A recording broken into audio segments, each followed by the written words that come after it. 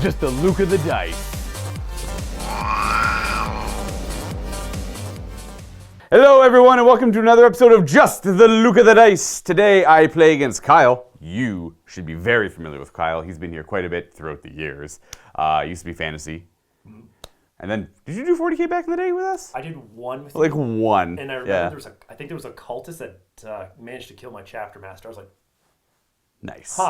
Nice. Awkward. Boy, I miss those days when that was a little more. I guess that's still possible these days. Regardless, a lot of fantasy back in the day, and when Age of Sigmar first came out, and now here we are, deep in Age of Sigmar, second edition, with the new Sylvaneth released, and that's what I'll be playing. Kyle seems worried. I've had some experiences with them over the last couple of games, and let's just say my army does not like them very much. They hurt. I think in this one specific situation, you'll be okay because I am running the Dreadglade, which is the bravery bomb one, and I'm playing against the Nurgle Demons, who are the masters of despair. And I don't think the whole build I was going for is going to be that effective, but we'll see. I'll try and make it work. And if it does work against demons, imagine how effective it could be against something very weak on bravery like destruction. If I had to tier it, it would be death, chaos, order, destruction for bravery characteristics. Chaos being about 50% all 10, and then death being 100% all 10 across the board, in addition to rules that allow them to ignore bravery in general. So when you're making builds like that, it's hard to make it work unless you're only playing a destruction player, and in that case, you're just being mean. And you have to leave them alone, let them play their game. Destruction have it hard enough already. Too. They want to play too, man. Come on. Destruction has it hard enough. For now. They have some pretty beefy releases coming out soon. We're doing 2,000 points. We decided to do open war just because I've been doing a lot of battle plans recently, and Kyle suggested open war. And I'm like, you know what? I recently found the cards. Haven't done it in a while, so why not? It's been a good long time, and so what was one of my favorite ways to play Age of Sigmar when those cards were released. Sylvaneth, Nurgle Demons. Let's go take a look at the armies, take a look at the table, figure out what we're doing. And as always, if you want to come by like Kyle has, go to MiniWarGaming.com/challenge. You can throw down some Age of Sigmar with me here at MiniWarGaming or anyone else here and check out the new bunker because it is beautiful. It's sick. We're in the All Point studio.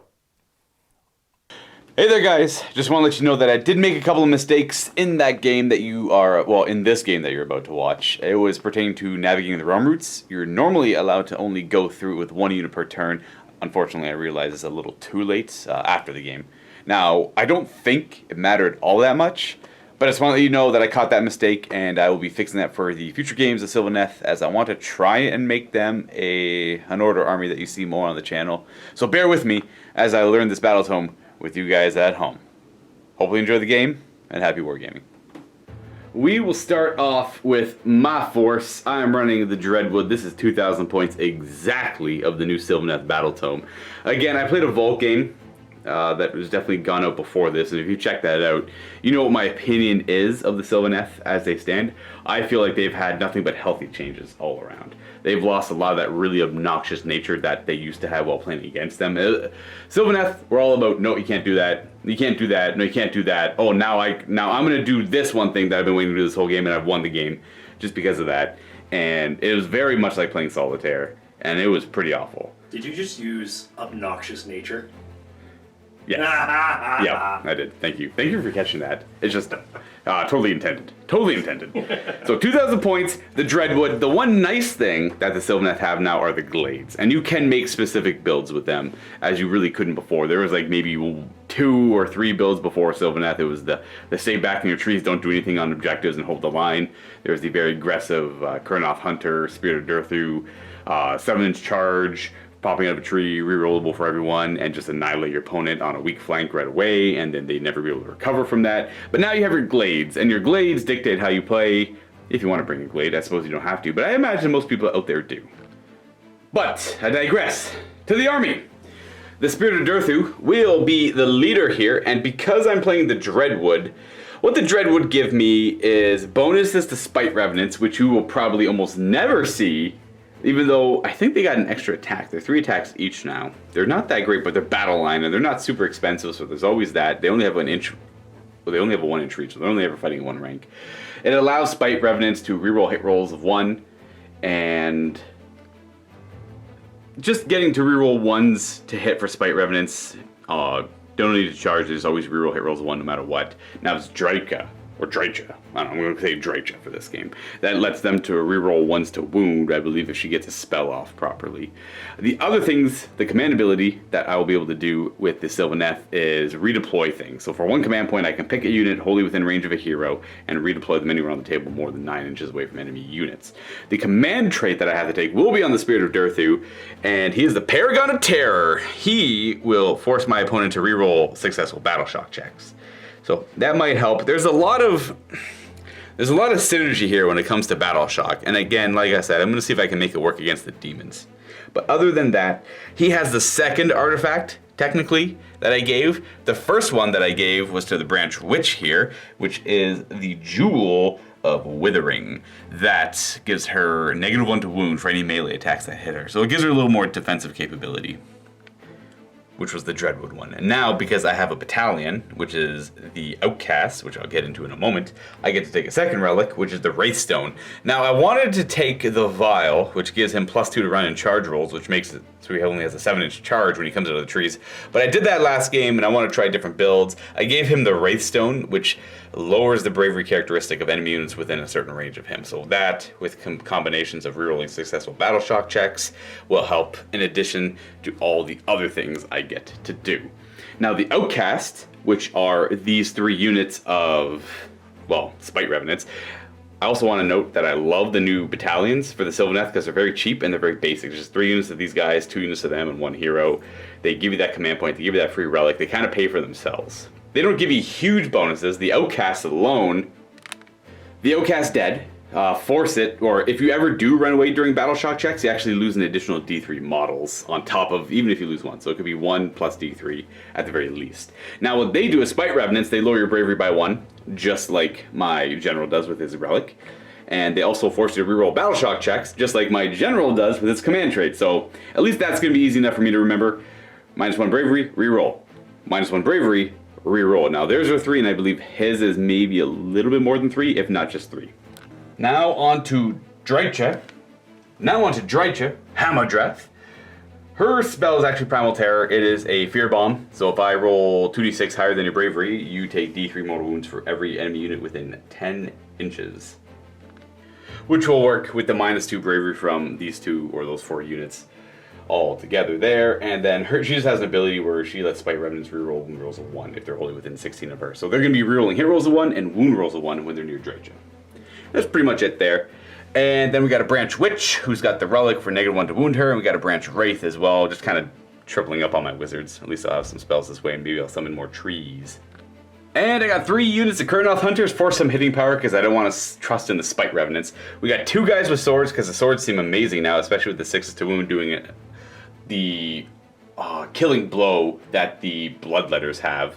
So a 6 to wound is a mortal wound in addition to their normal damage on a wound, not a hit roll. And then we have the squad of Scythes out front. They just have a longer reach. They're a more defensive unit, but they can still hit pretty hard. And lastly, I am bringing this 40-point endless spell. This is the Vengeful Skull Root. It's a predatory spell. It moves 8 inches when it moves. Cast on a 6. What it mostly does is Terrors Unearthed. If a unit fails a battle shock check within 3 inches of it, they lose an additional D3 models. That does not affect Sylvaneth. So another example of more endless spells that only really help out the army that is allowed to bring them. Which is good because all the previous incarnations of endless spells are kind of poo. And they hit your army back just as hard as they hit their opponent. So there's no point in bringing them. Anything that helps your opponent, why would you bring that? And Strangle Roots. After it moves, each unit it passes over suffers D3 mortal wounds or D6 if that unit is also within 3 inches of an Awakened Wildwoods, and it also has no effect on Sylvaneth units. Lastly, I forgot to mention spells. The Branch Witch is going to have Regrowth as a spell, so it just heals Sylvaneth models d6 wounds. The Branch Wraith is going to have Virtuous Harmony, so I pick a unit and I return a model to that unit. If it's Spite Revenants, or if it's any unit in the Sylvaneth that have 1 wound, actually D3. It's mostly for the Kurnoth Hunters, bringing a Kurnoth Hunter back to the unit. And lastly, Drycha is going to know, I don't really see, like maybe Tree Song. I expect her to mostly be using her. She's also Deadly Harvest, but I think we're going to do Tree Song, just in case. which allows me to pick an enemy unit within 16 inches of the caster that are within 6 inches of Wildwood, and I get to re-roll hit and wound rolls of 1 made with melee attacks that target that unit. One thing I'm confused about with Dreicha is that on Warhammer Community War Scroll Builder, you have to choose a companion, either the Colony of Flutterflies or the Swarm, but in the Battle Tome, it says she gets both. So that throws me off a little bit. I'm not too sure what I'll do about that. In the Battle Tome, it says she has both. I'm going to look online and see if I can figure something out, but if not, I'll let you know what I come to, what decision I come to in a moment. I'm assuming she gets both, though. And I'm going to take the ranged attack if not, which is the Flutterflies. You know what, we decided we're just going to go ahead and do both. Just weird. I don't know why it says that on Warhammer Community. Oh well. Now we can take a look at the Demons in Nurgle from the Maggotkin in Nurgle from Kyle. What do you got? Alright, so the whole battalion right here, or the whole army, is one big battalion. It is the Taliban of Nurgle. Okay. So, included in that, we have our Great Unclean One, who is affectionately named Old One Eye, from a friend of mine who keeps pronouncing it wrong. Okay. He keeps confusing with the current effects. Because Wait, why not? Why does he do that? I have no idea. It's like two completely different game systems. I think he's confused on the 4+ when you charge in, you do mortal wounds. He's like, oh, it's Old One Eye. Oh. Oh, man. There's so many things that do that, though. So many. Sure, okay. I give it to him. He is armed with both the bell and the flail. Nice. I know most people usually take the bile blade for the extra casting and potential, but I don't find it to be very useful, and he needs to do some damage in combat. And that 3 to hit and like 2s or 3s to wound while he's still really powerful gives him some hitting power. So he's a good mix in between.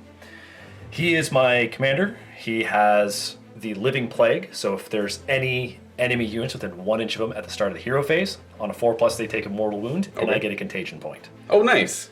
And he carries with him the Endless Gift, which is at the end of every turn, however wounds he has suffered that turn, he rolls that many die, and on a 4+, he gets those wounds back. It just makes him stupid hard to kill. That's right. Yeah, so the more hurt he is, the more he heals. Yeah. That's pretty powerful, yeah. It's kind of like take him out one go if you can, but at the same time, that's like near impossible, so. Well, Durthu's over there. He's done it before. In the last couple of games, I'm like, oh, no. All right, so I have 2 heroes that are leading the battalion. I have a Sloppity Bile Piper. Hello. Armed with the Wither Staff. I like to think that nice little mallet he's got going on there is the Wither Staff. This is Wither Staff, yeah. I have a Poxbringer Herald as well.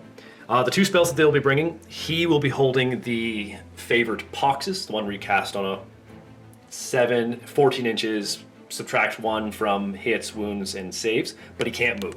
Right, he's channeling it. Right. Yeah. And the other one that the Great Unclean One will be taking is the movement at -21. I can't remember, I think it's Glorious Afflictions is the name. But it's the movement one that's 21 inches. I have 2 units of Plague Drones, 1 unit of 6 and 1 unit of 3. Now, they're in various states of repair at the moment.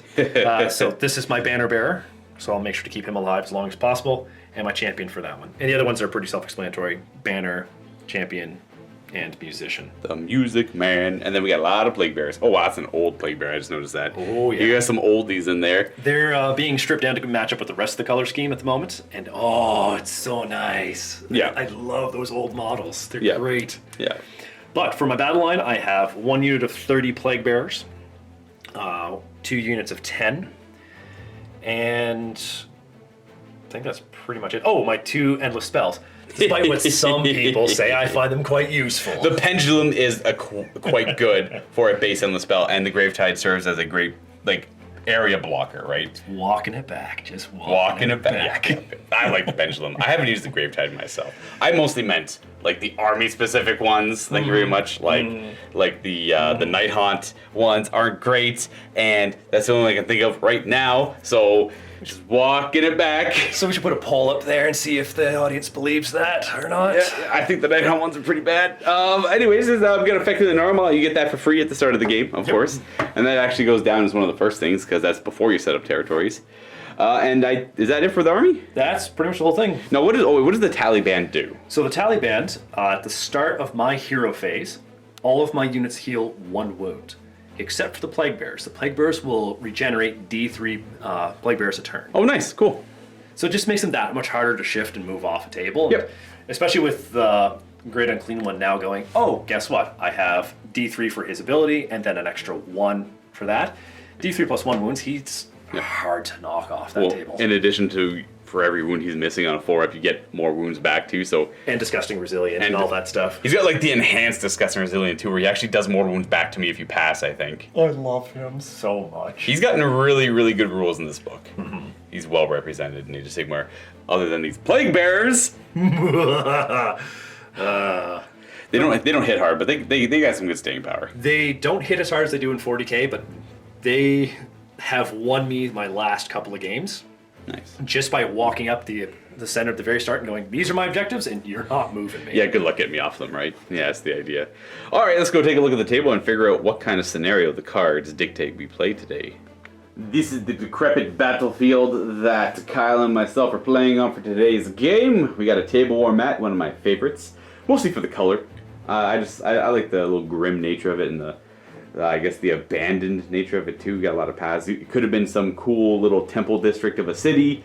That's all I can think of right now. But now, whatever it is, it's always in ruin. We got game mat terrain here in the form of walls and the structures all around. And we got arcane ruins set over there, which aren't actually going to be arcane ruins. They're just there for the looks of it. And I got a lot of walls set up as well throughout the table. Now what we're going to do is I want to note that we are not using Games Workshop's pitch battle terrain rules because they are a little too restrictive in almost all cases. Like those are good rules when you follow the terrain placement rules as well, where you only actually get like 10 variously placed pieces of terrain and that have their own special rules and everything. Then that's when it works a little bit better. But when we're using bigger, more populated tables, it's a little bit harder. And I want to note that the walls are mostly down just for the looks because they really accent the paths and bring them, well, they pop, make them pop, they bring them out more, and it's more defined. It makes it look beautiful. Yes, but we're not actually going to use the walls as, it's mostly for me, because I don't think the Feculent Narwhals mind that much. The trees, when they're summoned to the table from spells, they have to be more than an inch from terrain features. Now, if you count the walls, the only place I could put a tree would be, I don't even think I could put it here, like maybe right there is the only spot. So when the walls aren't considered, I have a little bit more area to put trees around. And then they're just there for the looks. And if a tree has to go near a wall, we'll just take the wall away. And trees are there now instead. They've just reclaimed it, that's all they've done. That's what they do anyways, right? The walls just go into the mud, or they get thrown about. Here we have the open war cards. If you're familiar with what these are, then bear with me here. These dictate the deployment of our game, these dictate the objective of the game, and these dictate the twist of the game. There is quite a bit, and each battle plan that they create is vastly different from the previous ones that you'd ever play. These are great if you want to get someone new into the game. I couldn't recommend these anymore. Same here. They're just super fun to play. Exactly, and it takes away from that overcomplication of what the battle plans are. The battle plans are definitely for more advanced players. Not like incredibly more advanced, but the battle plans are where you want your more competitive tactical games. There's obviously tactics in these, but a lot of the times it comes down to kill points or something really wonky. So go ahead, Kyle, do the honors. Our fresh game says?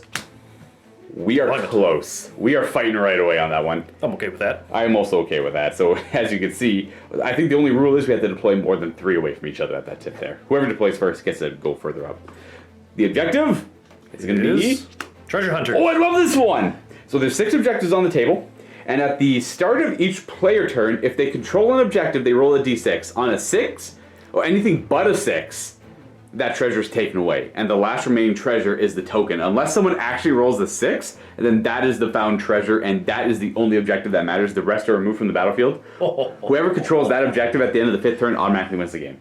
This actually is coming out very narrative already between the two of us. This is one of my favorites. I wasn't even placed there. Kyle did all the shuffling. Yeah. The twist, meeting battle. Okay, this is the contingent one.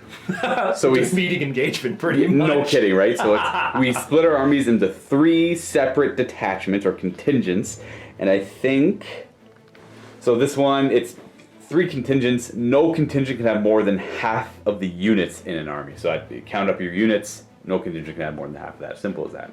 And now, before we determine territories, a Feculent Narwhal must hit the table. So we've rolled off and put the objectives down. We got an objective 3. Not that the numbers matter, but 4, 6, 1, 2, and 5 over there. We got 5 of them centralized here, and then one random one way over here. Neither of us wanted to put objectives over here, so I guess we didn't. And then Kyle gets to pick a territory. So we have either player A or player B. Or, sorry, blue or red. It doesn't really matter, I suppose, as I look at the card here. All of that's, like, coagulated blood and stuff like that makes me think I should go with blue. So I think I'll take this territory. So this is going to be over here. And then you've already put the normal down before deciding too. Yeah. So territory over here for Kyle, and then I'm going to be over here. So that means I have to put my tree down, but we're going to deploy our armies anyways.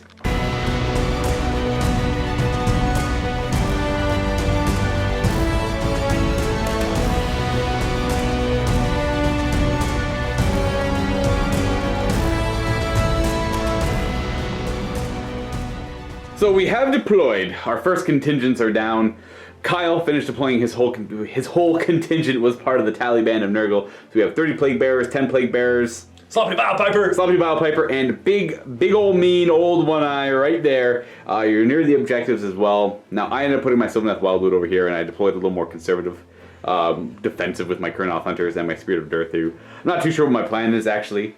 It's more of I've already decided I'm going to be more reactive instead of aggressive, because that guy is super strong, and I'm going to try to be careful with him, because I know that sure he's got 16 wounds, he hits pretty hard, but he just takes damage like probably nothing else in this game. So Spirit of Durthu goes out to him like, sure, I could get lucky, get him in one go, but I know I'm not going to, so I'm not going to try. You say that, but then having said that, now the dice gods are like, today we will bless you with 6s. It's what I'm trying to do. It's what I'm trying to do. You forced me to reroll 6s with this guy. And we got the tree over here. This is my second contingent, Drycha, the Branch Wraith, and 2 squads of Spite Revenants, 120, 110. My third contingent will simply be a squad of 10 Spite Revenants that'll show up later in the game. And then for Nurgle, well, how do you have this split? So this will be my second contingent. So we'll have 10 Plague Bearers, the big squad, and the Poxbringer. And the third one will be the last 3. Because I figured they'll be able to get wherever they need to go. Yeah, they're the fastest thing you have in the forest, right? Yeah, and they're a small squad, so they're not super critical. They can react to whatever you've done at that point. And we have to roll on the Cycle of Corruption. This is a neat little template, or a thing you get from Blight War. I tried to get my hands on it, and I couldn't. I gotta tell you, if you ever get your chance, just go for it. It's the models are really good because you're gonna need Plague Bears, you're gonna need Nurglings, you're gonna need the drones. Yeah. And then this is a nice critical tool. This helps a lot. So roll a d6 and we spin the cycle to whatever you end up rolling. We got a 4. So I'll let you go ahead and do it. I can't remember what 4 is. So 4 is actually not bad. It is a Plague of Misery. You're re-rolling battle shock tests of 1. Hey, we both do the same thing, excluding your own guys. Yeah, it's true. I forgot that's all your musicians already have that capability. Yeah. I guess that's mostly for like the Blight Kings or like the Mortals. Yeah. Or if like you've killed them, I'm like, oh my gosh. Yeah. I'll try and get rid of that first turn. The park. So here we have our battle for the park, as Kyle just mentioned. We're just trying to bring trees. You're trying to bring trees. I'm trying to bring trees. We just have a different standard of beauty, is all. You finished playing first. You have all the power. Who's going first in this battle round? In this game? In this battle round? You go first, because maybe I can get lucky and get a double turn. That is a fair play. I have no choice, so I will be going first as a Sylvaneth.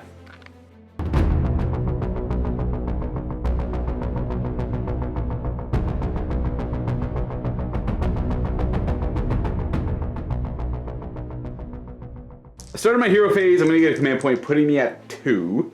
And I don't actually control any of these objectives yet. I don't even know if I want to right away. Just to be a little more conservative. So you only control objectives in these open play games if you're within 3 inches of them, as opposed to the normal 6 inches. I don't know why. It is what it is, so we'll play it that way. We are going to try and summon trees. So every Sylvaneth hero has, I'll say, Primaris power. A prime power that you get. It's called Verdant Growth or Verdant Blessing. You get to summon a unit of Sylvaneth Wildwoods. Not a unit, but a Sylvaneth Wildwood, Awakened Wildwoods on a 6. Nothing can stop this. Not nothing, it's just nothing's within 30 inches to unbind. So let's see if I can get it off. We get an 8. So we summon more trees. Boom! Trees wholly within 24. I wasn't aware of this, but apparently Games Workshop said that you could still use these too? I think so. I seem to recall reading that somewhere, that the Awakened Woods and the old Sylvaneth Wildwoods could still be used. If it's not, we've agreed that we could anyway. Because so what I've done before in the Vault video, I actually figured out the measurements of like what a general footprint of what this looks like with 3 trees from the old. And it was like, they're all about 5 inches apart equilaterally in a triangle formation, with the circle extending a further like 7 inches away from the opposite tree from where it is. And it works, but this is just so much easier. And you know what? Now that I think about it, that would kind of suck if a lot of Sylvaneth players out there in the world bought maybe 2 sets of these, or like six footprints of them, and then they were told, oh, you have to buy these now. Yeah, that'd be a lot of upset Sylvaneth players. Yeah, so if you can still keep your old trees, that'd be great. And I'm just going to use these for now, and if anyone says otherwise, please, well, if anyone thinks that I shouldn't be using them, please leave your comments down below, because I will read them and I'll take them to heart, or any other suggestions.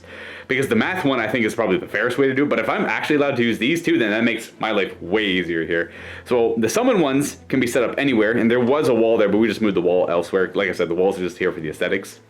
More than 1 inch away from terrain features or objectives and other terrain features, counting this as a terrain feature and all the major things as terrain features, even counting like these walls as terrain features too. So I'm more than 1 inch away from that one. But like the little tiny walls like these ones, they don't really matter. I am going to move forward run forward with these Colonel Hunters. They're going to go 9 inches because they only move a piddly 5. They're just going to go up to the wall here. They're going to stay 3 inches away from that objective. Because I'm going to try and use a strategy where if I don't control the objectives, I won't reveal them. And I'm going to hope to get lucky that, I'm going to hope that you don't roll a 6, and then that the objective might appear over here. If that works, it works. It hasn't worked for me in the last 2 games, so it just keeps biting me in the bum. Interesting. So it actually doesn't say you remove the objective. I know the 40k one does, and I assumed it was the same for this one. So the usual way, well, the way I'm familiar with it, which it's not the case in this one, if you roll for an objective and you don't roll a 6, you just take it off the table, and the last remaining objective, if you don't roll any 6s, is then the true objective. But to be fair, you can be gamey with that one, or try and use a tactic where force your opponent to roll for all the objectives they control. If they don't roll a 6, then it automatically appears in your territory, which it's risky, but it works out a lot of the time. So I'm just gonna, you know what, since they don't go away, I'm just gonna go like that. That way I'll control that objective. And I'll probably just, my Spirit of Durthu, instead of moving, he is going to travel through the trees. So he's going to pop through this tree and appear near a different tree, which is just going to be this one right here. Ha! Ha! Come close to Huzzah! Come close to my lines. And now we're within 3 inches of this one over here.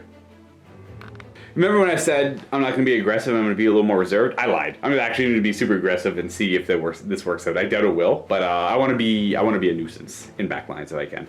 And it's probably going to end up biting me in the butt, but hey, it is what it is. These Kurnoth Hunters are going to run with the sides. They will go 5 plus 3 for 8 inches. We are just going to move to over here, get within 3 of that, but stay within 6 of the trees here so we can teleport about and do Sylvaneth shenanigans still. Because we love Sylvaneth shenanigans. Branch Witch will run.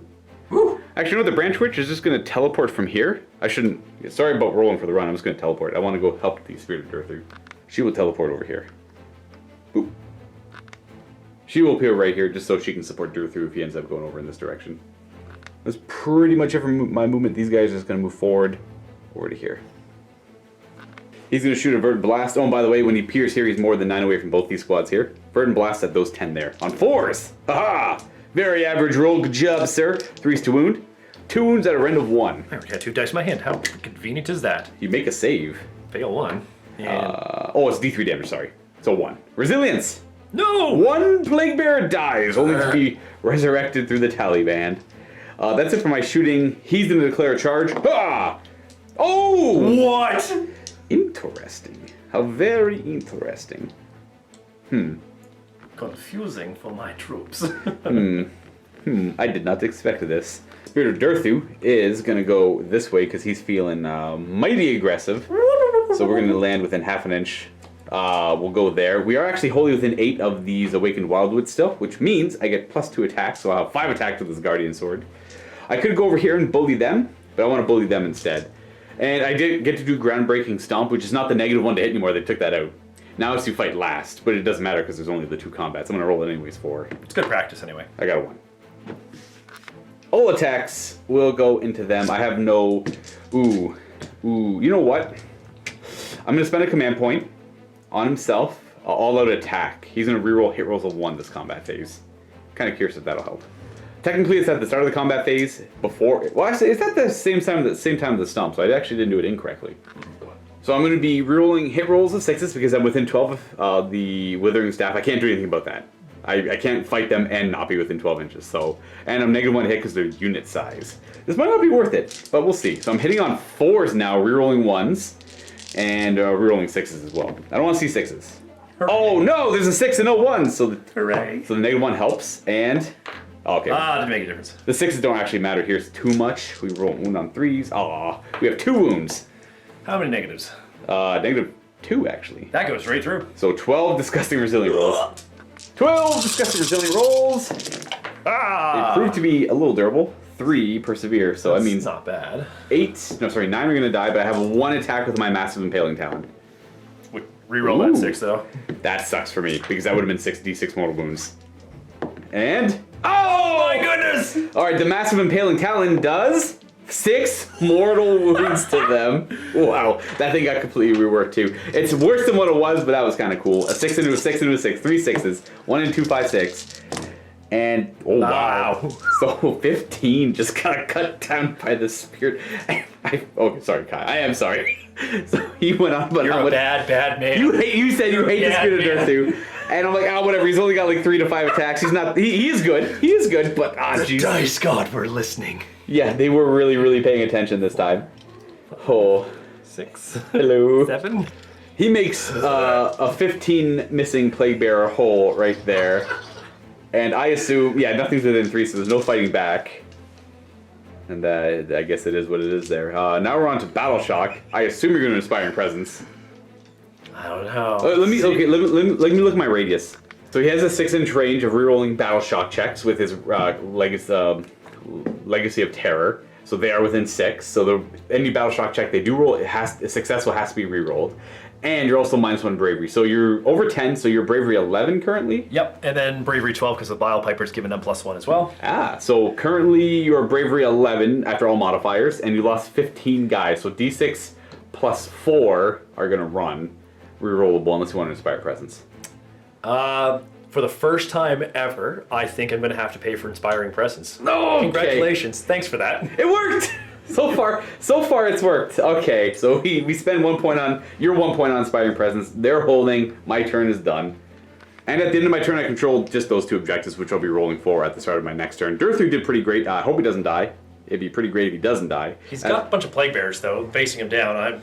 I'd be worried for him. I am slightly worried. He's still within range of his trees, so he gets +2 attacks, but... Did they lose their -1 to hit because they're less than 20 now, or does that help? Okay, so they're not -1 to hit anymore. And you pulled them out of combat this way, they're free to choose to fight or go to an objective. Because I know somebody's going to say, like, why didn't I stay here and keep fighting? But they're Plague Bearers. They're not going to hurt him. Yeah. They're 1 attack each, hitting on 4, wounding on 4, no rend. I think that, and they only have 1 inch reach. Yeah. So I have a 3-up save against that. It's not going to be that effective.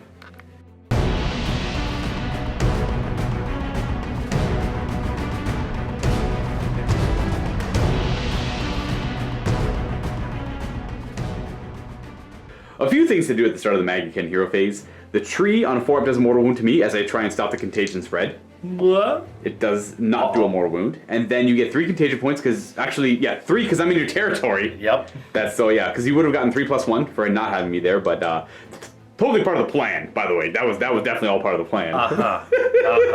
So only 3 contagion points, and I think the tally band gives you a model back here and here. Yes, so it'll give me one guy. It'll give me 1 guy here because I've only lost 1. Yeah. It'll give me D3 back. Oh, nice. D3 back over there. So for there, I'll get 3. 3. Does that put you at? Oh, I'll put you at 18. And 1 back over there, and then D3 back over there. Back up to the respective 10 and 18. And now I think you're done the start of the hero phase stuff. And it's time for magic. Here comes the pendulum from the Great Unclean One. Yep. Yeah. So it needs a 6 to cast it. Oh, that's an 8. Excellent. Is he a level 2 wizard? Can he throw 2 spells? He can. What was his other spell again? His other one is Plague Wind, which allows you to pick a point 14 inches away. Measured from the close part of his base to there. Nurgle models heal D3, and enemy models take D3. That casts on a 7, I assume? Yes. Okay, so you rolled an 8, and I'm definitely within 30 inches here, I think. Because he's so weak to mortal wounds, I'm going to try and stop this on a 9 with my wizard. I don't. Excellent. So, set up the pendulum. So 6 inches away. So wholly within 6, and it doesn't move. How far does it move? 8. Nice. So it should just be enough just to get over here. Just to clip me. Whoop. Boop. Pop. And then it does D6 mortal wounds to me as it clips or lands within an inch of me. Yeah. And I have 12 down to 10 wounds remaining. Oh. My spirit goes down to 10. So he's got 1 more spell he can do. Yeah, so we'll go with the Do I go with Plague Wind to try and wound you, or do I go with the Sumptuous Poxes? No, I want to try to rechange the... Ooh, right. Oh, Wheel. Fecund Vigor? No, I can't remember what it is. Yeah. It goes off on a 7, though. Yes! So Fabulous. you get to put the wheel to wherever you like. It's called Foul Genesis. Where are we putting the wheel? Oh, I'll have to take a look at it here. Some of these things go at the start of the hero phase, which Yeah. doesn't make it as useful. Nauseous Revulsion, which means I have to reroll any wound rolls of 6 when targeting Nurgle models. That's not good for me. But he does that too, but if, helps with him over there, and that lasts for the whole battle round. Yeah, because that's reroll 6s to hit with him, and then the Nauseous Revulsion 6s to wound, so that's even more defensive. First play! Alright, so we're going to run these guys. We're going to get them out of the way so that I can hopefully have the Great Unclean One go and just lock him up for a little bit. I know it's probably a dangerous move because he's still fairly powerful, but on the off chance... Well, you do mortal wounds on the impact, so you do bracket me on the impact hits. True, and I get him close enough, he can also breathe on you. Yeah. I can start throwing in extra attacks. The second I start bringing him down in wounds, he's going to be a lot less scary. Yeah. And frankly, I can't risk you having the next turn and then just choosing a target here to go after because they won't do anything in damage. Well, the bad thing for me, too, is if I go first in the next battle round, you just hit me with the Pendulum again, which sucks for me. My Spirit of Truth is in a really bad spot. This happens to me every time. I'm always way too aggressive with them. I should have just held back and unfortunately just passed my turn, unfortunately. But I got to do something cool. That's right. So pretty much no matter what, whoever goes, even if I go second in the next battle round, I have to move this in this direction, so I'm hitting my own Spirit of Earth through. That's a good spot for the Pendulum. Sticking with the plan. Yeah, so I could hang him back, just do that, but you know what? It's a cinematic fight. Let's do this. I think so, yeah. Let's move these guys. They're going to move. Ooh, wow, really far. I think they get +1 with the Musician. No, it says reroll Battle Shock chest, right? Yeah. Correct. So They're going to go towards this objective over here. they got 4 normally, +3 for the bell, and +5 for that. Ooh, it's 12. Yeah. Run, boys! Just To objective 1! That's where they end up, towards objective 1. They're going to move the Bile Piper next because he's blocking him in. Ooh, he's feeling speedy. He's going to go way over here to these Plague Bears. Hello! Hello! Now, big guy. So he's got 7 inches normally? That's pretty good. He's a little bit slower. Five. He's 5 inches. 5 inch normally, but he's got his bells. It's going to take him up to 8. Pop him up to here. Hello! About a 4 to 5 inch charge. I think that could work. He's got the shooting attack still. Now, are these Plague Bears going to hang around here and claim this objective? Yeah, I think that it's best they just hang on to that one. Okay, so shooting, because nothing else is moving. Alright, so he's got the Noxious Bile, 7 inch range going on to Durthu. Yeah. D6 attacks. Woo! I like you. Hitting on 3s. And 2 misses. not too bad. He's wounded my Spirit of Durthu on 2s as well. Taking a... Yeah, nice. Yeah, these dice are hot. 5 up saves, 1 damage apiece. Oh man, the minus is -2, correct? Yep. Yeah, so I failed 3 of those. He's down to 7. Oh, he's on a fast track to dead. Actually, I have to reroll one of those hits because it was a 1. He's close to the Bile Piper. Ew, okay. Reroll. It hits, wounds on a 2. Huzzah! And a 5 up. Nope, I take 1 more damage. He is down to 6 now. Charging with the big guy. Yeah, now let's try and keep him away from that pendulum. 9. 9, eh? Boop. No, that should suffice. Alright. And then I think you do impact hits now. D4, 4 plus. Oh, nice. D3. 2, so he's down to 4. This is what I get. This is my hubris coming back up. I killed 15 Plague Bears. Only 12 now. Alright, now I have to stomp you. Do you lose your footing? It's going to be hard. He's a pretty big boy. Oh, I get to fight first at least, before dying. I gotta say, I'm wondering how that works with this giant mountain of flesh. That's what I'm thinking too. Stomping on it there. Yeah. It's like, you've got something on your foot there. He just, as he's charging in, the Spirit of Truth just sticks his foot out and kind of stops him in place and swings his sword before he dies.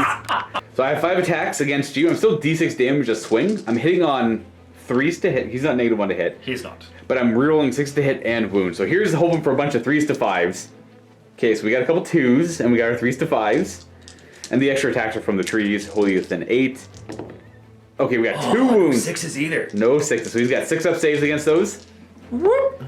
Oh, Alright, fails so both. 2d6 damage. Oh, 11! He has a 5 up to ignore damage, but every time you succeed on this, I take a mortal wound, I believe. Yes, you do. It's only 6s, not 5s and 6s, but still 5s and 6s ignore damage. So you ignore 4, and I take 2. I feel like I'm okay with that. He then takes 7 damage from that, and I have 1 attack with my Impaling Talon, which I miss, and that's that. And I'm down to 2. Hey! So, not bad. I do a little bit of preliminary damage, but the problem is that I'm gonna die. What do we attack with? All right, so we are going to start with the bell. Just gonna gong you on the head with that. Boom. So the Doomsday Bell has 4 attacks hitting on 4s.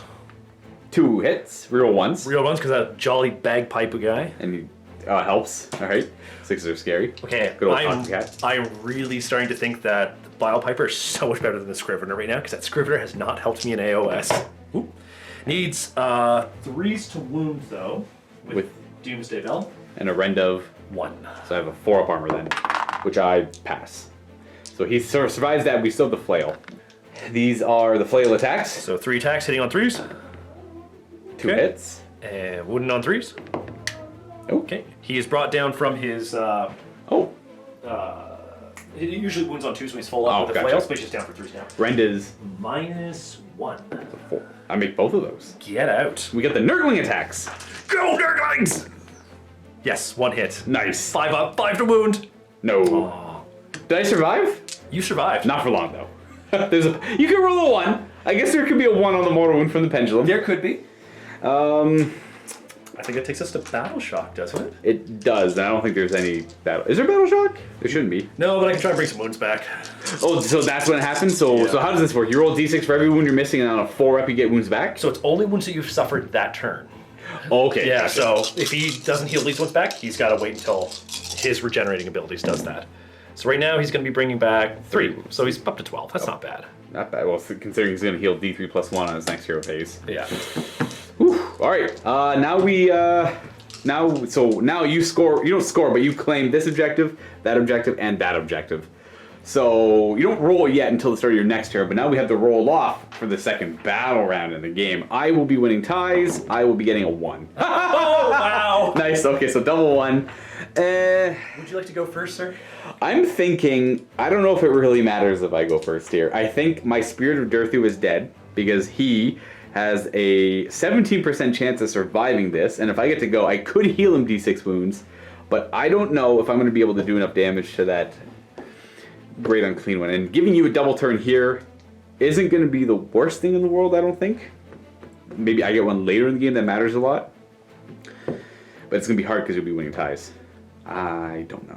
I am going to opt to go second in this battle round, and I'm going to take my own Spirit of Durthu's life, because I get to move the end of the spell first. Oh, I see. So, you don't kill him, I kill him.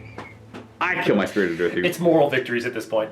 So what I'm going to do is, I'm going to... Does this move up to 8 inches? Up to 8. No matter what I do, I can't hit your guy with it because you're more than an inch away, and it has to go in a line this way, and I cannot go backwards. So I can move it a millimeter if I wanted to stay in that area to make it kind of obnoxious for you, but then again, it might be just more obnoxious for me. Because at this point...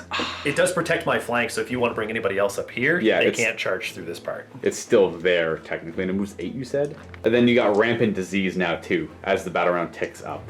Which is, at the start of your hero phase, I think you pick D3 of my units that are all near each other, and they take D3 mortal wounds. Yeah. So I'm going to move it fully. Boop. It's not in range to go off the board edge in 1 more move. It takes 2 more moves to go off the board edge. So he's going to go through there, and it will, unfortunately, pass over the base of the Spirit of Durthu, and he will suffer D6 mortal wounds. He's out of here. Exactly what was required. He got cut in half. Literally cut in half in this case. Yeah. Sorry, you guys. I knew it was the wrong call to charge him, but it was too hard to resist. I am still happy with what he did. In the end, it amounted to nothing. But. You did kill 15 Plague Bearers in 1 swing. That was very impressive. I know, but now I have to make sure I kill them off before they heal up. Now, the damage I did to him is superficial, because he is going to be healing D3 plus 1 a turn. I'm not going to be able to get anything near him to really stop him from healing to full. Whew. Yeah, so he's perfectly safe. The 9 damage I did was mostly just for the cool nature of it. I know it wasn't going to actually amount to much. This would, I guess it was at an angle like this, I think, actually, so it's going off the edge. And it comes to Nurgle turn 2, because I will opt to give you the double turn.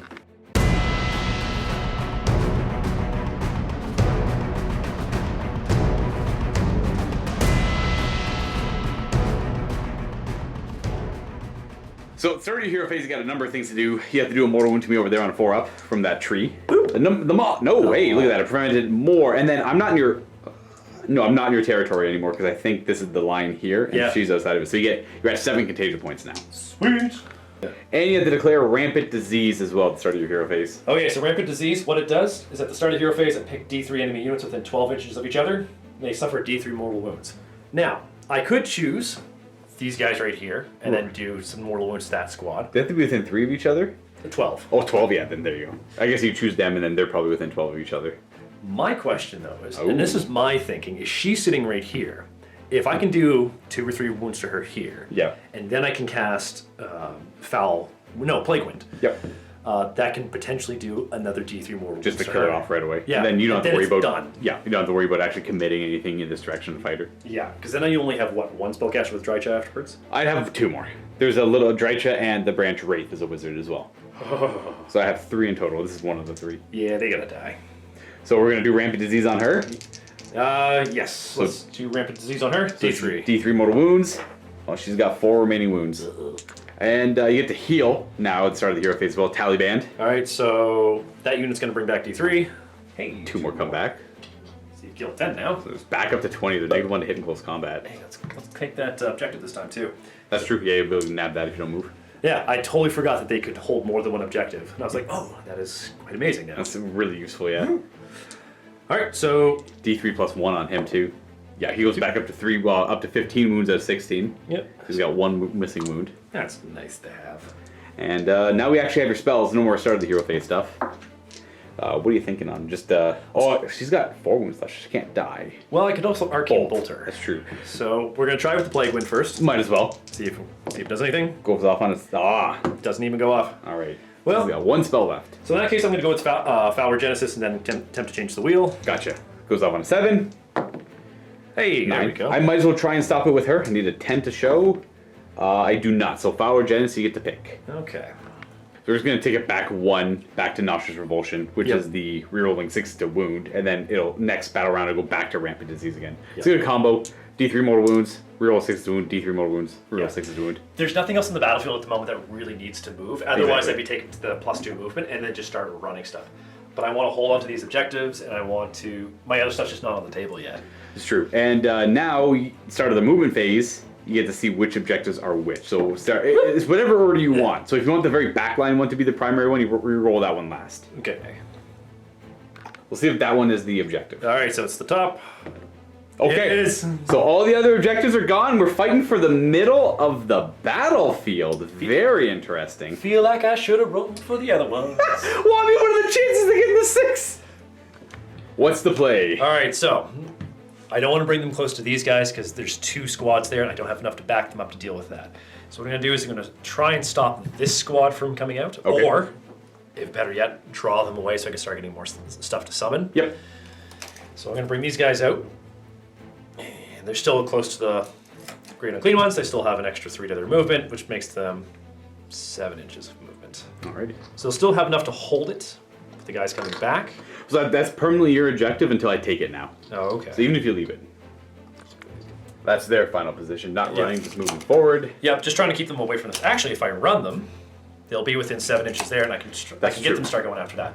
But then they're unsupported by the others, and I need them to stay kind of close to this guy. So does he have a... He's the rerolling hit rolls a 1? Yeah. If I'm within 12 of him, or is it that unit's within 12 of him? If you're within 12 inches of him, I reroll hit rolls he's going to have to really boogie-woogie. So he gets +3 movement and a run. So let's see what happens there. He gets... Oh! Hello. Very fast. I assume he moves... Is that 14? Yeah. 4 normally, so then another... So 7 plus... Okay, it's 13 then. Yeah. I wasn't sure if he was 5 or 4 base. 13. Which will then protect this squad from anything that happens over here. That's perfect, because now they're -1 to hit, and they are rerolling hit rolls a 6 and wound rolls a 6 until the next battle round. Yikes. These bad boys are going to try something funny. They're just a hair within 6 of the Great Unclean Ones, so they're going to move up 7. And they're actually going to go try and kill that witch. Alright. They're going to end there. And that should be it for... No, he gets to move. I don't even know where I want him to go. I want to know one thing for my allegiance abilities. I'm supposed to pick a place of power, which is a turning feature that Kyle hasn't set up. So I'm just going to pick these Awakened Wildwoods. I'm immune to battle shock if I'm wholly within 6 of them. It's not the greatest thing, I just forgot to mention it earlier. Great Unclean One will commit to moving in this direction. You just knock the wall over. You just stand on top of it. There you go. So puts him right here. Still gotta keep him an inch out though, so he doesn't get blasted. Well, yeah, it's only on a. Oh, that thing there, yeah. Yeah. So he's gonna have to go over a wee bit more. Yeah. Back up a little bit. Just so the pendulum don't hit him. I do not want to have a beater through right there. So quick correction, that's his new home there. Still an inch away from this, and just away from the woods. In the movement phase, friends show up. 10 plague bearers, 6 plague drones with a herald. Was that everything? Actually, it's the end of the movement phase. I think I might spend 3 of my contagion points. Boop! Boop! And say hello to some Nurglings. Hey, we got is there only 3 contagion points? I guess so. 7 contagion points today. Oh, 7, okay. Yep, and they can bring in a base of Nurglings. Alright, so that's all the points. We got Snurglings back here. Or do I want to put 5 plague bearers? It's that or 5 plague bears. So we have Nurglings over here, mostly stopping my reinforcements showing up over here. And also generating more contagion points. That's true, because they're in my territory. Yep. Whoa! Plague drone shooting. Death heads into your hunters. Hitting on 4s. And wounded on 3s. Oh, wow. 4 up armor save. I take 2 damage. 3 remaining, and for this unit, the Huntsmaster is this one here in the middle because he's got the little skull and the branch in the back. We'll say you take 2. Actually, no, we're going to say you take 2. There we go. That's it for shooting because he's not in range to fire. Charge a clock. All right, start. Let's start with these guys here, see what happens. They are going to get 7. 7? Which might do it. That does fail, needing an 8. Are we going to re-roll that, or are we just going to move on to the plague drone? Let's move with drones. Alright, so drones need a 9. 12! Yes! That's where they're going to end up. I assume that's the only charge? Or the plague bearers over there are going to attempt to charge into the witch? We're going to try both of them. They're both 9 inches away. I believe. They need a 7, they need a 9. We'll start with the 7 because it's easier. That was going to be an 8. Curse you woods. The woods deny. Now let's go with this one for a 7. Nope. Nope. Alright, so I guess the witch will just hang out there for now. At the start of the combat phase, they're going to entangle their roots into the ground. They're only going to be able to pile in 1 inch, but they get to reroll all saving throws. Not failed anymore. All saving throws. I don't think you have any rend, though, so that won't matter too much. I have 1 rend, and it's my stings. Oh, okay, so they do have a rend. It's a 2-inch range. So they go like that, getting 4 in range after piling in. Yep. But they all get +1 attack because they're within 6 of that Nurgle hero. Yeah. So we have Plague Swords, we've got Stings, we got Foul Mouth Parts. I think that's it. 9 Plague Sword attacks. Hitting on 4s. Forced Wound. 3s. Oh, 3, sorry, I lied. They're 4s and 3s. Ha-ha. And, oh, that's really good. Those are all wound. No rend. I have a 4-up save. Yep. Rerollable, which I need. Woo! Oh, the Chronos Hunters, they might buckle here. Okay, 2 damage, so I'll just keep track of that. 3 to hit with the Foul Mouth Parts. Alright, normally 2 attacks, but they got +1 for the hero. 3 each. And 3s to wound. Okay, some. Let's see if I can make a little bit better use of my 4-up save here. Not really. And rerollable. 2 more damage. That's killing 1 model so far, so I've taken 4 damage. It's actually 7 inches of a demon hero, not 6. 8 Foul Mouth Part attacks. Sorry, stings. Getting 4. Nice. Pretty average. 3s to wound, if I recall. Yep. 1 wound. With a rend. -1. 5 up. Rerollable. Hey, it helped. So I just take 4 damage, but that is still you dead. And one of you is taking wounds, so not the champion, which is right there. So you'll have 4 left. They'll just attack back. 4 attacks each. Champion hits on 2s, and the other guy hits on 3s. We got a few misses there. These wound on 3s with a rend of 1. 6s. Oh! Reroll that 6. Boo. Alright, so we got 2 wounds, -1. So looking for 6s. Nope. So that's 4 damage in total. They ignore all 5s. So 2 damage. Yikes. So 5 wounds each on them. He's down to 3. That's not great for me. And then at the end of the combat phase, they try to trample their enemies underfoot. I roll a d6 for every model in my unit. For every 4 up, you take a mortal wound. 2 mortal wounds. I mean, I would be mad, but I'm currently waging a war against the fruit flies in my house that decide to investigate. Or 2 more. There we go. So 1 wound left. It's going to take a while to shoot through all that. That's going to be an exhausting battle. Whee! So now on to Battle Shock. You don't lower my bravery, do you? No, I just make it reroll 6s. So I have bravery 7. Or They can't fail then, and you can't fail because you didn't lose anyone, and that's the end of the turn. Currently, you're in control of the primary objective of the game, so I have to somehow make my way towards that without dying too bad. That's why I gave it throw my Spirit of Truth away. I should have, like I said, should have just been a little more patient, but I just can't do it. It's just the playstyle I like, guys. I don't think I can ever hold back and wait. This is not me. That's a coward's tactic. Yeah. Cowards in the war of life. I know. All right. Let's go on to my turn 2 and see how this goes.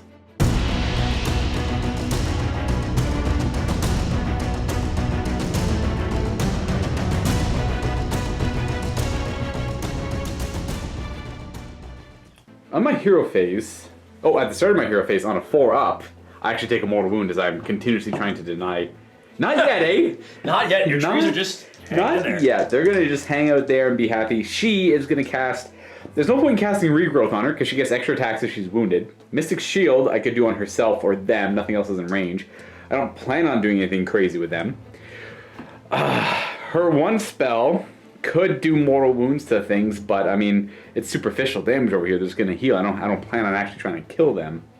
And I can't grow anything either. I can't grow trees. I could grow. The only open spot is over there, but these 2 pieces of terrain are going to block that, and the other spots I could go up to here, and obviously we know that's not going to be enough room. So what we're going to do is just cast Unleash the Sprites, which is her built-in spell. See if it goes off.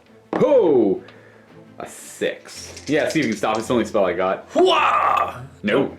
Unleash Spites goes off on a 5. I roll a number of dice equal to the casting roll, so I got 6 dice here. For each enemy unit within 9, which is just both squads of... Actually, no, these Plague Bearers here aren't within 9, because they can't be. They have to be more than 9 when they showed away, so it's literally just that one squad. Oh, right. So I guess I could have Arcane Bolted him, but he's going to be healing soon, so... Them, for every roll of a 6, they take a mortal wound. Oh! They take a mortal wound, which they ignore on a 5. I kill one of those Plague Bearers who's just going to come back soon. So they're going to move up their 5 and stay more than 3 away. And they're going to go challenge these Plague Drones. Uh-oh. I forgot to build the Endless Spell. I'll cast that next turn, when I remember.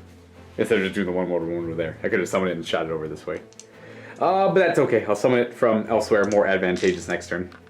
This Branch Witch is going to teleport from this tree to the trees over here. She'll end there, near the trees. Well, popping from those trees to these trees, and they're going to more than 9 away from those Plague Drones. Current Elf Hunters here are going to run. They're going to go 11 inches, eh? My reinforcements arrive. 20 Spite Revenants, 10 Spite Revenants, Branch Wraith, and Drycha. Right over here. Now, these are all within 6 of these Wildwoods. These ones are not within 6 of any Wildwoods, so they're going to have to figure out something with their lives, whereas the rest are going to... Well, I don't know what the rest are going to do. I have no idea what my plan is for them. They would be most effective against them right now, but I can't get over there for that reason. They would also be very effective against them right now, too. Actually, maybe not really. It's hard to make low model count units of demons run. It's better for the big squad, the 20. Like, even a squad of 10. By the time they're taking a morale check, they're already down to like 1 or 2 models. So, won't be as effective. One thing I don't actually know is that, do you choose her Mercurial aspect only when she's on the table, or do you do it when she's not on the table? Because I'm being Sylvaneth, she could be hiding in the trees. As at the start of the battle round, you choose if she's enraged or embittered. If she's enraged, she doubles the amount of ranged shots she has, or adds 10 to it, makes it 20. And if she's embittered, she doubles the amount of the weaker close combat attacks she has. In this case, I'm just going to say she has to declare that she's on the table, because it's not going to matter all that much. I'm attacking just Plague Bears over here. She's going to shoot her swarm of Flutterflies at those Plague Bears. Not the 9. They are are they -1 hit at 9 or just 10? They're always -1. They're always -1 to hit. Blech. So I hit them on 5s, and I think 6s are just mortal wounds. So you take 1 mortal wound. It's like a frightful touch. You don't have, there's no rolling to wound. It's just a wound. And 4 more wounds. -1. Looking for cats. There was 1 more. There was 4. Oh. Okay, so fails all those. So that's 5 damage in total because of the mortal wound. So 4 die. 4 of these Plague Bears go down. 2. So I've killed 5 this turn. On a 6, 1 could run. On a 1, D6 come back. That is it for my shooting. Charging, they ran, so I'm going to charge. Yeah, we're going to start with those Kurnoth Hunters. Huh. They're going to roll a 9. Come on in. So that 9 is going to take them to right there, get within half an inch. And then the rest are going to just end there. And now we have a 9-inch charge with the Branch Witch. Okay, now the Branch Witch declareth a charge. Oh, a charge she fails. I have 2 command points. Do it. I I don't even. She's okay in combat, you know. She's just okay. But at this point, I really need the help because I got to get like that over here because that'd be great.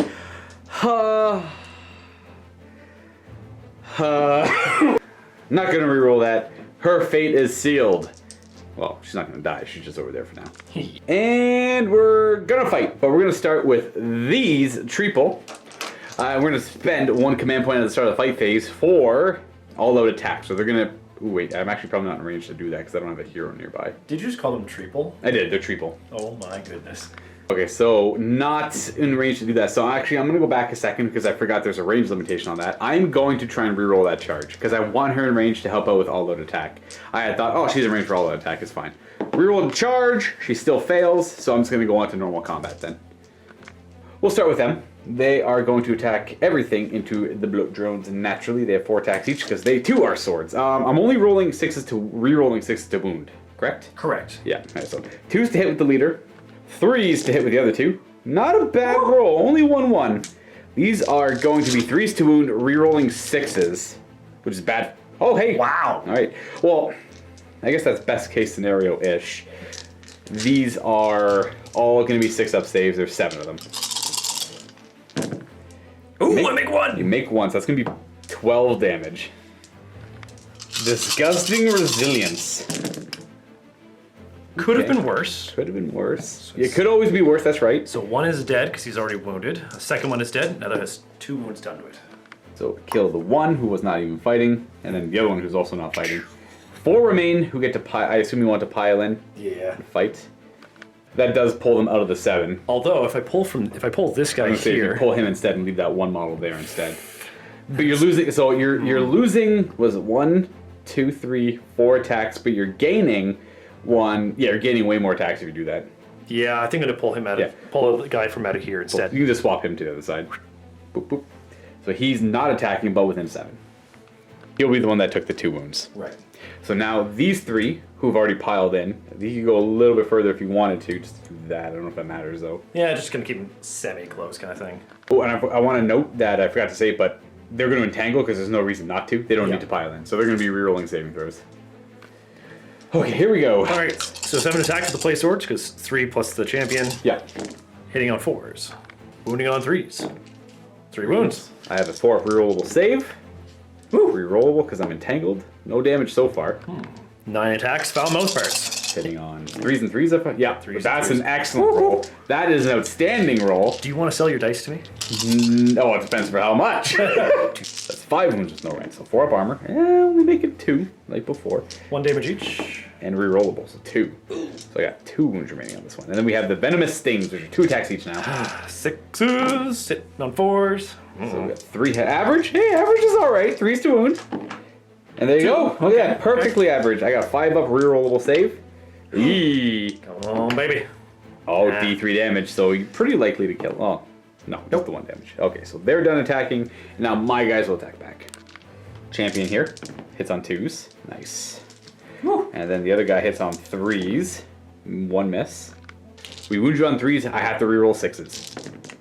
Okay. Oh wow. Ooh. Okay, this could be bad for me. Okay. Well, you saved yourself 3 mortal wounds as well. So that's 5 6-up armor saves. 6 up. Ooh, at 6 damage, you make 2 of them. 5s to ignore.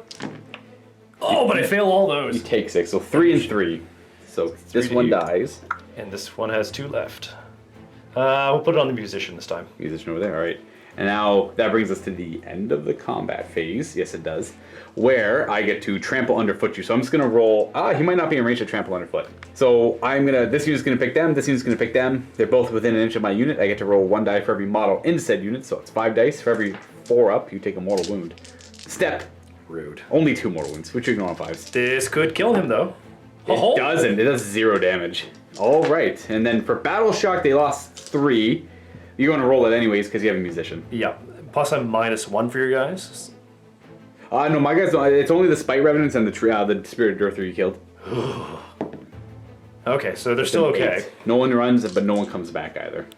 And then the scoring, it's still your objective, and it comes to the roll-off for the top of turn 3. Huh.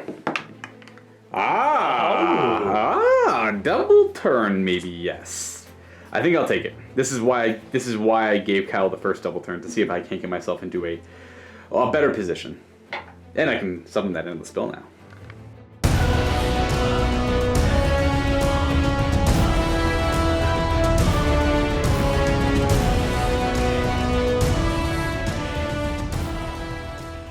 A few things to do. We forgot Kyle has to move this because he's going second in the battle round. I'll put it to here just so it blocks Dry Shift, hopefully from coming into those guys. Fair. So that's going to go there. In addition, the cycle of corruption ticks up 1 level, so we're back to nauseous, rampant disease. Yeah, but it only kicks off in my hero phase when I do the mortal wounds. So that'll be coming up next turn. And in addition, on 4, if you do a mortal wound to me over here, as I'm still near that tree, so I'm still trying to stop this corruption. Oh man, killing that one tree. This is. No! Dang it! All right, so that's where the risk came in, because it failed 4 times before that. So that one, Kurnoth Hunter, is now dead. Now I'm gonna choose her mood. I'm gonna say she's enraged, so she gets 20 attacks with her flitter flies instead of 20 attacks with her close combat guys. Drycha is gonna use. She's gonna summon the trunk, the little endless spell. It goes off on, I believe, a 6 or a 5. An 8. So this is the endless spell that when it passes over enemy units, it does D3 mortal wounds. Unless they're near a tree, then it does D6 mortal wounds. In addition, it forces D3 extra guys to run away when they run. Definitely gonna try and stop that. A 9 to stop it. That's a 5 and a 9. Nice. Okay, so that endless spell is stopped from Drycha. She is done. Now, she's gonna try and summon Dryads. I think, if possible. She will cast Mystic Shield. She gets it with a 7. And that's an 11. Oh my gosh! Okay, so no spells. This is the second game. I have not really gotten spells off. I at least got to summon 1 tree this game. If it makes you feel any better, this is like the exact opposite of what my Nurgle It's my dice. They just... It's these. I will pay you big monies for this. Big monies! Big money's to roll hot in games! These dice are ridiculous, guys. Alright, she has regrowth. There's no point in really casting that. That branch witch is going to attempt to cast Verdant Blessing. Goes off on a 6. I got a spot lined up. Never mind. We're done. We're good. We're good. This was the spot. It would have been perfect. Now, you see where I could summon trees, and I can just move a model to stop it. Maybe. This is such a good spot. No! Why is it the 5? Now, to be fair, this guy could have tried to stop it, and with the my gosh! With the pattern of this game, it probably would have been stopped. You want to give me a lot of money for these dice? I'm telling you, man. Yes. Alright, now it is time for a little bit of movement.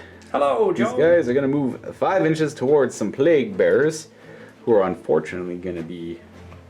they're -2 to hit for shooting, aren't they? If Oh, yeah. Okay. Branch Witch is going to come on over and help out. Drycha is going to use this tree. She's wholly within 6. She's going to disappear, and she's going to reappear somewhere around here. Whoa. She'll have to appear there, stay more than 9 away. Same is said for this branch Wraith. I was going to try and summon 10 Dryads, but I was about an inch too far away from these trees to do that. So she's going to pop up. She will tuck in right there. Not too sure what to do with them. I'm thinking of making a screen for the Great Unclean One, just to kind of throw their lives away and act as a pretty okay battle line. But I think we're going to teleport through this tree and just teleport right here. That's essentially them running, but at the same time, that just gets them further to where I want them. Anyways, these guys can't teleport at all. They pop from here, boom, to over there, staying wholly within 6 of that tree. And then we run the Spite Revenants, an additional 2, so they're going to go 7. They're going to end there, and then at the end of the movement phase, I have my last contingent of more guys showing up. All part of the plan! Actually, it worked out quite well. So they're more than 9 away from both of them, wholly within 9 of the table edge, and outside of my enemy's my enemy's territory, because his territory literally goes on that line right to that middle point right there. Whew. Actually, the middle point's more, I think it was more over there, so it's actually more of a, actually had a little bit more room because it's more of an elongated line and it ends over here. We thought it was the objective, but now that I remember, it was actually over there. But still, more than enough room for 10 of them to pop up over here, and they're going to try and do bravery shenanigans over here if possible. That's still a pretty long charge. That's probably actually a 10 or 11 inch charge because I do have to walk out and around. So Drycha is going to fire her swarm. The one that she's enraged, those 20 shots into those plague bears who are unfortunately at 20 models.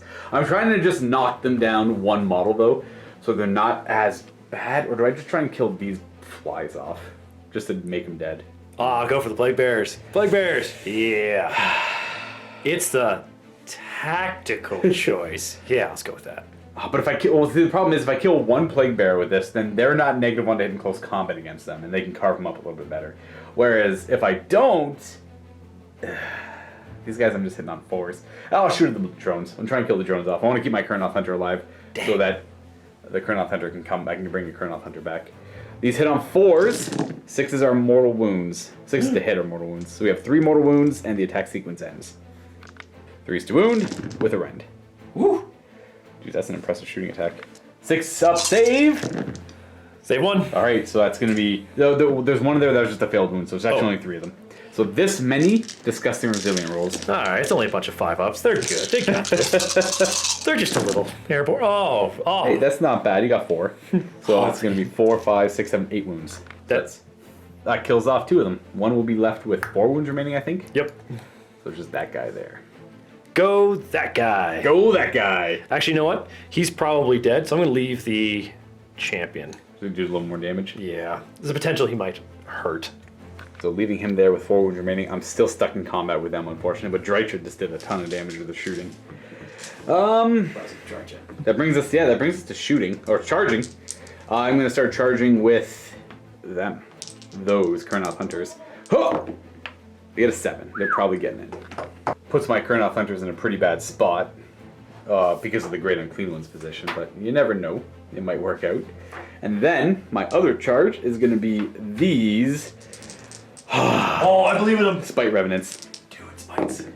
No, not even close. They failed the charge. There's no hero nearby to reroll either, unfortunately. Now, at the start of the close combat phase, I have to choose for them to entangle in. They charge, so they can't do that. Technically, it's at the start of the charge phase. I don't know why I've been saying at the start of the fight phase. I apologize. It doesn't really change anything, because I'm not charging and entangling. So, these guys wouldn't entangle. This guy would entangle, and these guys charged. So, that's that. On to fighting. There's a chance he could actually kill them. So I'm going to actually go with them first, just to get them some distance.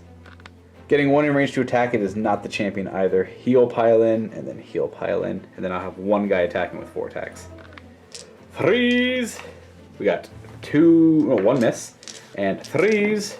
Reroll that. Oh no, not rerolling anymore. So 2 wounds, 6 up saves. Nope. You fail both, that's 4 damage, 5 up resilience. This might be a chance.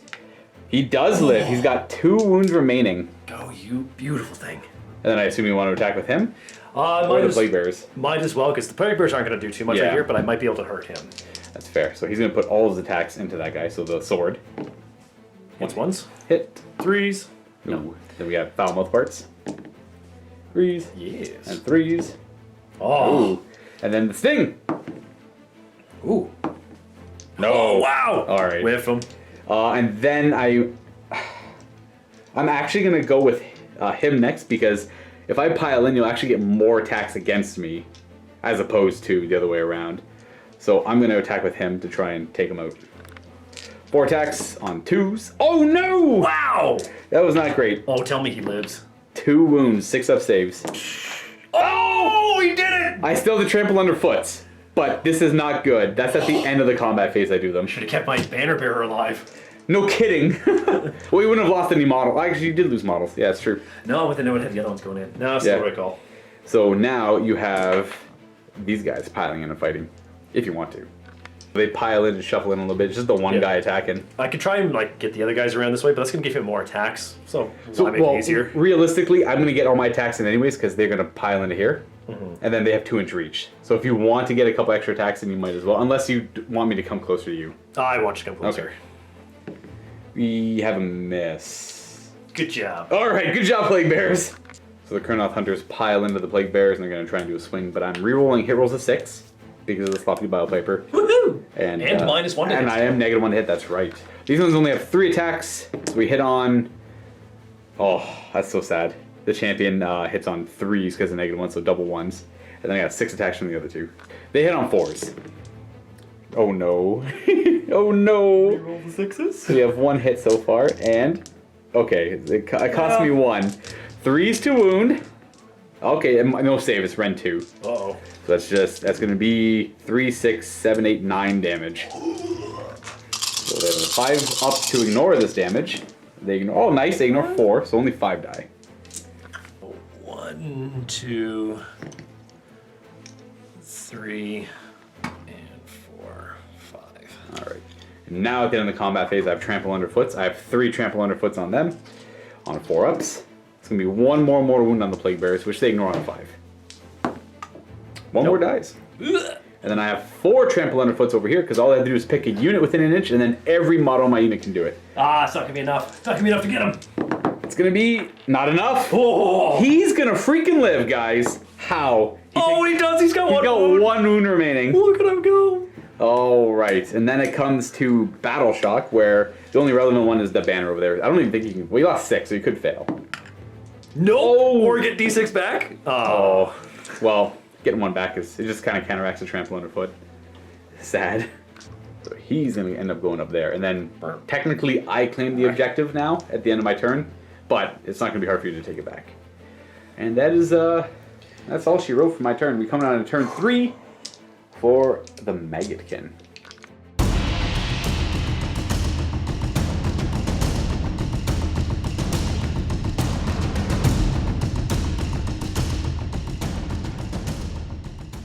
We forgot to do their battle shock, the last 5 models.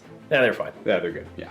So now, several things to do. You get corruption points, so you're going to get... I'm not in your territory over there, so that's 4.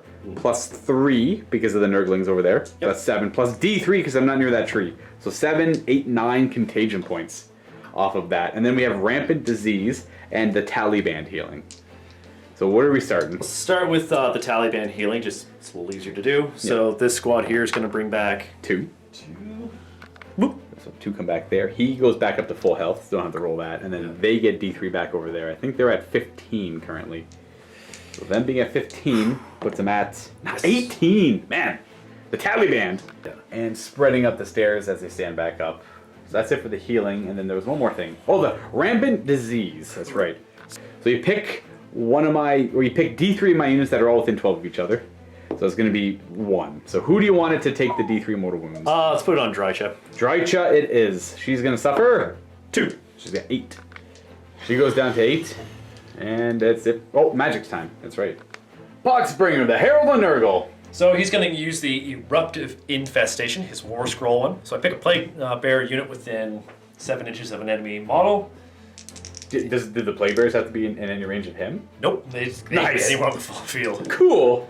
It is cast on a 6, so you can roll 7 if you'd like to stop that. How many? So you have 1, 2, 3 spells you cast? Correct. I got 1, 2, 3 on bind, so I might as well. So that's 6, and I show 7. I do not. Come on, sad face. What's going on here? D3 mortal wounds. Oh, okay. 2. So that brings one of them down to 3. That's what I could have given him. So we're gonna go that one down to 3 remaining. I don't want to lose my champ. Wait, was it 3 mortal wounds? Or it was 2? 2. Yeah. Big man. Gonna do the Plague Wind, going this way into this squad here. Cast on a 7. We have A 6. Ooh, okay, that does fail. Are we thinking foul regenesis? That I am, because I have an idea of what I want to do with it. So 7 to cast. That's a 10. I need an 11 to stop it. I don't. So foul regenesis, you get to dictate where she goes. Is it gonna be I'm gonna actually take Fecund Vigor. Fecund Vigor? Add 1 to the wound rolls Yes. of all Nurgle attacks made by Nurglings to start. That's terrifying. Haha, caught. Good catch. I forgot he heals the wound. He's actually up to 2. Way to persevere. Yeah, buddy. It's not the best option to do right now, but I've got 3 command points I'm sitting on. If I don't use them, they're not useful. So I'm going to give these guys +1 attack from him. And reroll 1s to wound from him. Oh, they both have 2 separate command abilities? Well, his is the one from the 2019 General's Handbook.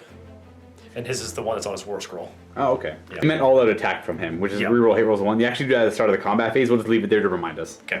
And then this one's actually from the hero phase. He gives a Nurgle demon unit +1 attack across the board. Yep. I believe is the case. So that brings us to the movement phase naturally. So that he is just outside of 7 for this unit, so they're going to have to slog it in the slow fashion way. Nice. But this squad here is going to start moving. And they're moving fast too. Yep, and they're going to run. He's going to just move. All right. So are we moving those plague bearers first, or is it like at the start of the movement phase he gives 3-inch movement, or is it just a passive aura? I think just whenever they are, he's Okay. right there. All right, so He's gonna go over the wall. Now I had said, and kind of agreed, that all the walls, all of our monsters get to walk over walls freely. Because they already move slow enough, it's hard for them to go up and over walls. It's mostly the infantry that I like to act as an obstacle. That's more of a house rule, that's not an official rule of the game. It's just something to do with the terrain that we have here. And then they move up behind, and I assume those plague bears are going to do a run. Yes. So they move 4 plus 5. They go 9. Not bad. Good job keeping up. So that's where they end up. Blow drone! Fly guy's going to get out of there. He's running and retreating. So he's going to go... Oh, he's pretty far. He's just going to fly to the top of that building. Boop. He's going to plan an attack for later. He's gonna be obnoxious later that I couldn't kill him. That's great. Hawksbringer, Herald, and Nurgle is going to deal with my spite evidence. Nurglings! Ah! Deeper they go! Look at them go! Huzzah. They're gonna go cause mischief off the field. Yeah, that's fair. They've already done enough. Last reinforcing contingent shows up. 3 plague drones, more than 9 away from my Kurnoth hunters. That brings us to the shooting phase. Not gonna summon anything. We have plague drones, and the Great Unclean One who can shoot. Let's go with his Noxious Bile first into this little squad here. Yep, the trees are not intervening, so you're good there. So for a 6, 2. 2 shots. And these are, I think, 3s to hit, 2s to wound. 3s to hit and 2s to wound. Yeah, he's a pretty healthy boy. We have 2 hits, 2s to wound. Nice, double wound at Ren 2, was it? Oh yeah. That kills 2 of them, they'll never 5 up. Hooray! That is going to kill these 2 back here. They die. Plague drones over here. We're gonna throw it into this last hunter here. No, you leave him alone. Oh, We have a hit. We have a hit. maybe. We have a nope. No. Okay. They actually get double shots because he's nearby. With Herald. 2 more hits. Ooh. 1 more wound. 4 up armor. We're good. He's fine. That brings us to the charge phase. Now I have to declare Entangling Roots, which I immediately see is challenging because that's obvious. They're just going to stand there. They're going to entangle. Now these guys, do they entangle to reroll saves? Because like if you charge, you're only going to really make it to there, and then that means I can only pile in 1 inch. So I'm only going to be fighting with 1 guy. I think neither of them of these units are going to entangle, so that if they do get charged, they can fully pile in. But they will entangle for sure. Big boy, do the charge. Hold 1 eye. Woo! That's actually a fail. Yeah. So I'm going to spend a command Last point. command. Well, so technically, if they make it, Yeah. technically you still have 2 because this one's not spent yet. So you're down to 1 now. Boop. So he will make it in, and then there. now you're down to 1 command point. Is there any other charges? Yes, let's try the plague drones. See what they can Plague do. drones needing a 9. That is a 6, 7. So no. And the Poxbringer is going to try and get into those guys. Looks like it needs a 5. An 8 easy. will do it. Am I just going? We going right in? Yep. Huzzah! Crash. So he's going to go over there. And then that brings us to the end of the charge phase. I have to roll for the Awakened Wildwood. So every unit within 1 inch of an Awakened Wildwood on a 6 suffers D3 mortal wounds. And that's for things that don't even charge. So, you know what? If you want, I actually forgot to remind you that. If you want to move them more than 1 inch away, the plague So I bears think there- I'm okay with that. You're- but yeah, I think since we're still in the charge phase, I might actually see if these guys can do anything. Oh, okay, might as well. So one of them, yeah, so that squad that didn't run. Yeah. They could probably make it in. Yep. The 9, yeah. So they are going to go join the fray, and then the other squad ran. So they end up there. Great Unclean One goes in. Now, before we do the end of the charge phase, he has to do his impact hits. So you pick a unit within range on a 4-up. Or is it every unit within range? It's actually each enemy unit on a 4-up. They take mortal wounds. So start with them. Crushing Bulk, no! Hey, take 3 off. 3 die, eh? We're going to take... well, definitely... you and you are going to... Yeah, you 2 are going to die. And then on a 4-up for them. Wait, is there 1 more? Yeah, 1 more, sorry. Cheating me there. You are going to die as well. Right. And then on a 4-up for them. No. No, they survive. Nice, okay. Now we come to the Awakened Wildwoods, and that's going to be rolling for that unit there on a 6. They get a little beat up by trees. The Plague Bears I just charged. No, and then the Great Unclean One. No. Whew. So that took a pretty big hit from the new Battle Tome, but that is fine. Where do you want to start fighting? Let's start with the Plague Bearers. So okay, so yeah, before we declare them, are you still going to do all out attack on them for your last command point? You know what? Like, looking at it now, I'm not going to get that many attacks into them. So there's going to be 1, 2, 3, 4, 5, 6 attacks that are in. Yeah. I could probably pile in a 6th. So Yeah, you probably get 1 guy in there. Maybe probably just the 1 guy. yeah, because I think trying to hop up over the walls can be too much for their movement. Yeah, because they'd end up at the top of the wall and then they'd pile in down underneath the wall because it's like 2.5 inches up. So they'd end up like up here and then they wouldn't be able to attack. It's just like a choke point. The wall's helping. The wall is acting in my favor for sure. I think I'll actually hang on to it in case they get mauled. Gotcha. That way. Inspiring presence, right? Yeah, exactly. Understood. So you still have that 1 command point then. So we're going to do 3, 4, 5, 6. We probably piled. Yeah, so if he goes around, he would have that. I guess you can make them equal, so you go there.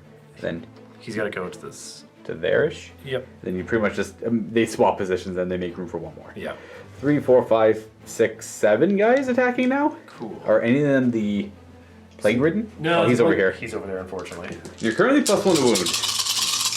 So forced to hit. Yeah, there's only 2 ones there. So 2's the wound now, because I... Sick. 3 ones though. 4 up save because they entangled. Rerollable because they entangled as well. Oh, they survive it completely.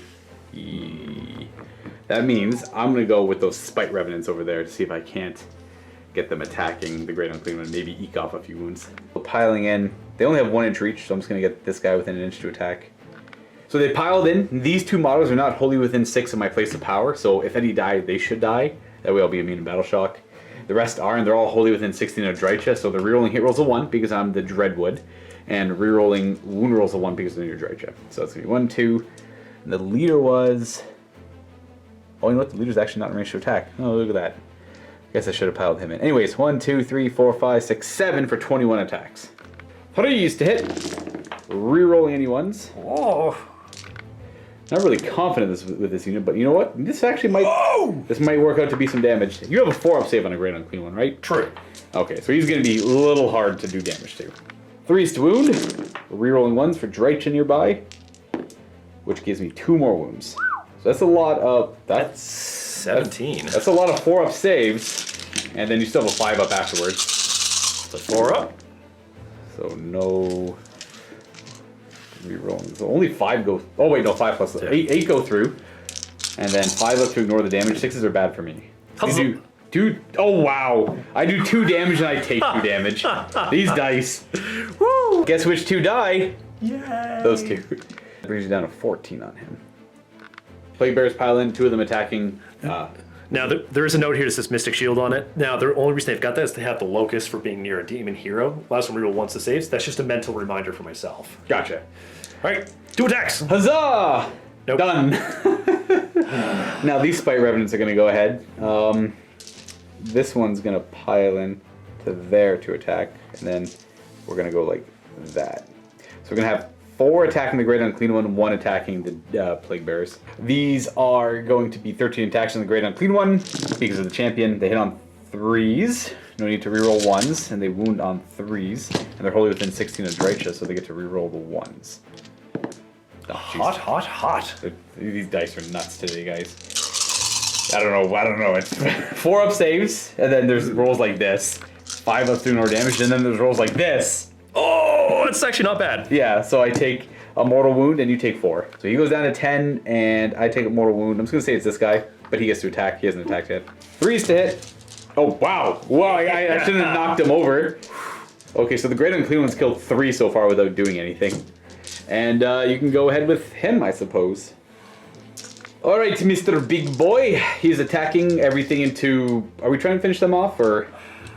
What is the I don't plan think here? they're much of a threat right now, so I'm going to keep them alive. I'm just going to go straight for the squad here. All right, big dumb squad, gotcha. Doomsday Bell, 4's to hit. 2 hits. Okay, now 2's to wound because of the battle trait.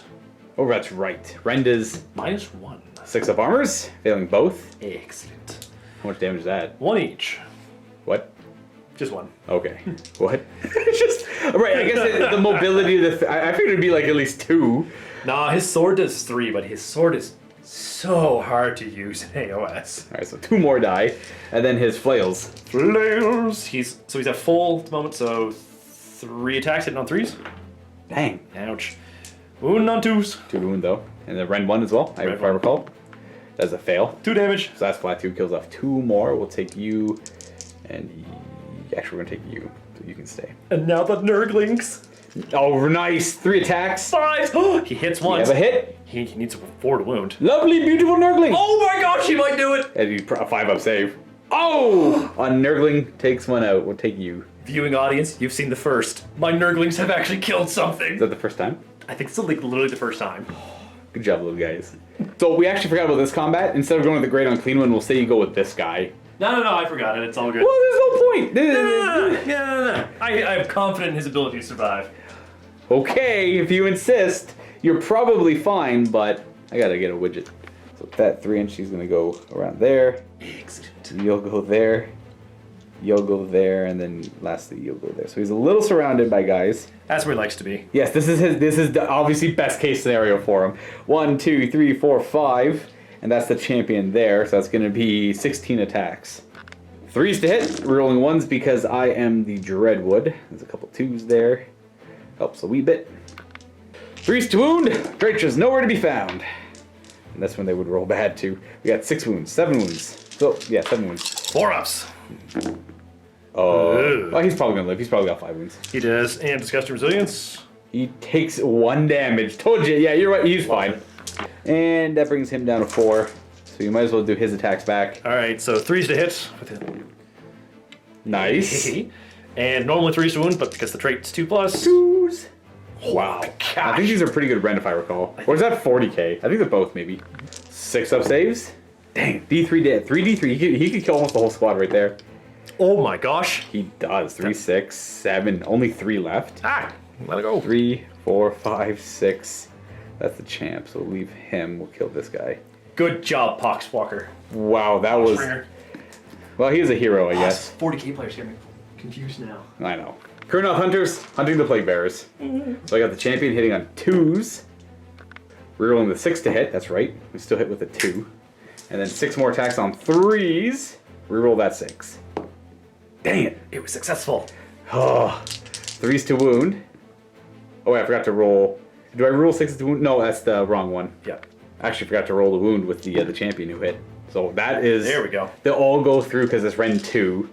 And it's going to be 3, 4, 5, 6, 7, 8, 9, 10, 11 disgusting resilient rolls. 5 up. Ooh. So 9 die. Yikes. Yeah, that's going to hurt. 1, 2. So 9 go down. And leaving you with not a whole lot of them left. That's all she wrote for combat. We go to the Battle Shock phase, starting with you. The only one you have to really take is this one, if I recall. So, on a 1 or 2, they're fine because he's giving them the +1 to bravery. Right. I don't take your bravery away at all. Yeah. So, I could potentially bring dudes back or be fine. That saves me a command point. Which you only have 1 of right now. Yeah. If I lose a couple, I'm okay because I have more dudes within 3 inches to reclaim that objective. Yeah, because I have 1 Tior, it looks 3. Yeah. So let's risk it. Oh no! So how many did I kill? 9. Oh, you know what? Okay. I forgot to trample underfoot. If I was to kill 1 or 2 more models, would you have auto-passed? Potentially. It would have been scary enough. I'm like, it's just a 1 then. So I'm just like, you know what? At this point, I won't trample underfoot. Trample them. I forgot to trample underfoot. Step on them like the bugs that they are. Oh, I do too. Oh, so 2. So 2 more die. Boop. Yeah, at that point I would have had to auto pass because at that point. Yeah. Well, let's do it. Let's make it fair. On a 1 to 3. Well, that's why. Yeah, that's why I didn't want to trample underfoot because I felt bad. Okay, so I would have passed. Yeah, at this point, auto passing makes sense. I wouldn't fault you for auto passing. I know you rolled a 6, and everyone was like, don't take it back, but we're not here to cut throats. So I don't mind you taking it back if I killed enough to make them automatically run. Not automatically run, but actually, the only way to pass would have been to roll a 1. Yeah, where instead of a 1 in 6 chance, it was 1 in 3 chance. Like, okay, 1 in 3 I would have rolled for. Yeah. 1 in 6, I'm like, no, they're dead. Yeah, so automatically staying because that 6, they're all gone. Yeah. So in this case, that's fine. I understand that. From my Battle Shock, though, I owe you a pretty nasty one over here. D6 plus 1 are running. They all run. So he alone clears them out. Now, to be fair, they're not very expensive. I think that's actually 120 points. Maybe. So he broke even. Yeah. And then onto them, they automatically pass because they're near their place of power, so they're immune to Battle Shock. Now, these guys are losing D6. Dang it. Excellent. They all run. I would have auto passed if I had a hero nearby. I'm the one who's running away in combat, not you. It's supposed to be you. So these are all dead. And at the end of the battle shock phase, you have to roll 6 dice because you took 6 wounds. Every 4 up, you heal a wound. 2. 2. So it goes up to 12. Up to 12 again. Now we're moving on to the 4th battle round. The cycle goes up is the burgeoning, which only starts at the beginning of the Nurgle hero phase, and then Drycha has to choose her attitude. I think she wants to go embittered, just because she gets those extra close combat attacks, which can do mortal wounds, as opposed to shooting. The shooting was nice, but I think she's going to get in combat this turn. She's going to be embittered. Why are you laughing? You'll see it in a second here. It might be really funny. Okay. Well, she's going to be embittered. That means she gets to have 20 attacks with her little bugs nearby her. Not the close combat, not the range attack, but the close combat attack. And it's roll off time. Okay, here we go. Oh! How about a 6? You win ties though. This game is wild. This game! Oh my goodness! It's so stressful. It's a roller coaster. It drives me nuts. Okay. Okay. What's the laugh? What's the laugh? So, boop. This is off the table now. That's right. I knew that. Yeah. I know. If I got to go second, I was making sure that did not go off the table. Yep. And I was just like, wait a minute. If that happens, and he clusters right here really nicely, oh, that's going to be a little huncha. So I have to watch out for that on turn 5 or on your turn 4. I'm definitely going to go because I cannot lose the momentum here, and it's going to be Sylvaneth turn 4.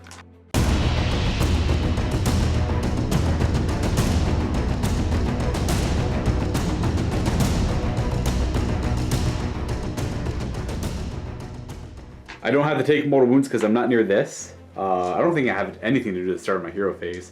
I just have spells to cast. So what I will do is cast some spells. Pew pew. I'm going to cast... do I do regrowth? Maybe. Bring up another set of trees. Maybe. No, I don't need any more trees. I'm done with the trees. The trees are done. Trees are done. Verdurous Harmony from my Branch Wraith is going to target this Kurnoth Hunter. It goes off on a 7. I get a full health Kurnoth Hunter back. I get a 7. I can try to deny it with the box bringer. Yeah, I might as well. He's within 30. Dang it! Spells! Let me have them! Drycha is going to cast Tree Song, targeting that great unclean one who's within range of an awakened wildwood. Got it with a 10. No. Yeah, Alright, so a couple things happen here. I successfully cast a spell near trees. I think they wiggle and get angry. It actually wakes up my place of power, Wildwood, but it only hits enemy units within 1 inch of it, so that's actually not going to happen. Would you say they were barking up the wrong tree? They were... Ha ha ha ha! I'll see myself. He's a teacher. He's a teacher, by the way. So this is to be expected. What grade do you teach? Grade 5 and 6. It's very expected. Very expected. Last spell is Regrowth. It actually turns out I wasn't recording when I rolled a 5. Josh walked in and distracted me, and we started talking, and I thought the camera was on. Doesn't sound like the truth at all. You're fake news, sir. Don't believe the man behind the beard. So Regrowth does go off on a 5. It's super easy to stop, though. Yeah, yep. you stop it. And that is it for my spells. Moving up my Kurnoth Hunters to this wall. No, there's flies over there. Go deal with the flies. No, the flies are fine.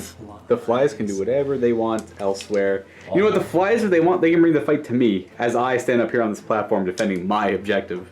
Now this Kurnoth Hunter is going to move 5 inches this way. He's going to try and hit the back as they hit the front, and then the ones in the middle. It's just a way overkill for this unit of Plague Bears, but I want my Kurnoth Hunters to hold the middle. Branch Witch, 7-inch move to the stairs. Drycha is going to move to exactly right there, because the wall's kind of obnoxious. Put that right there. She'd be able to move over it anyways when she charges, because again, monsters and walls. Branch Wraith will run 1 extra inch. She's just gonna end over here, near the woods. Look out, Sarah, and being -1 hit by being near woods. She's just a fancy dryad. And onto shooting. And with that, we're gonna have Drycha fire her 10 little flies into the Great Unclean One to try and take him out, or to do some damage. Alright, 10 shots right into him, hitting on 4s. Well, it's about as expected as it's going to get. We have 1 mortal wound, and these wound on 3s. Okay, well we have 1 wound at 1 rend, so 5 up save.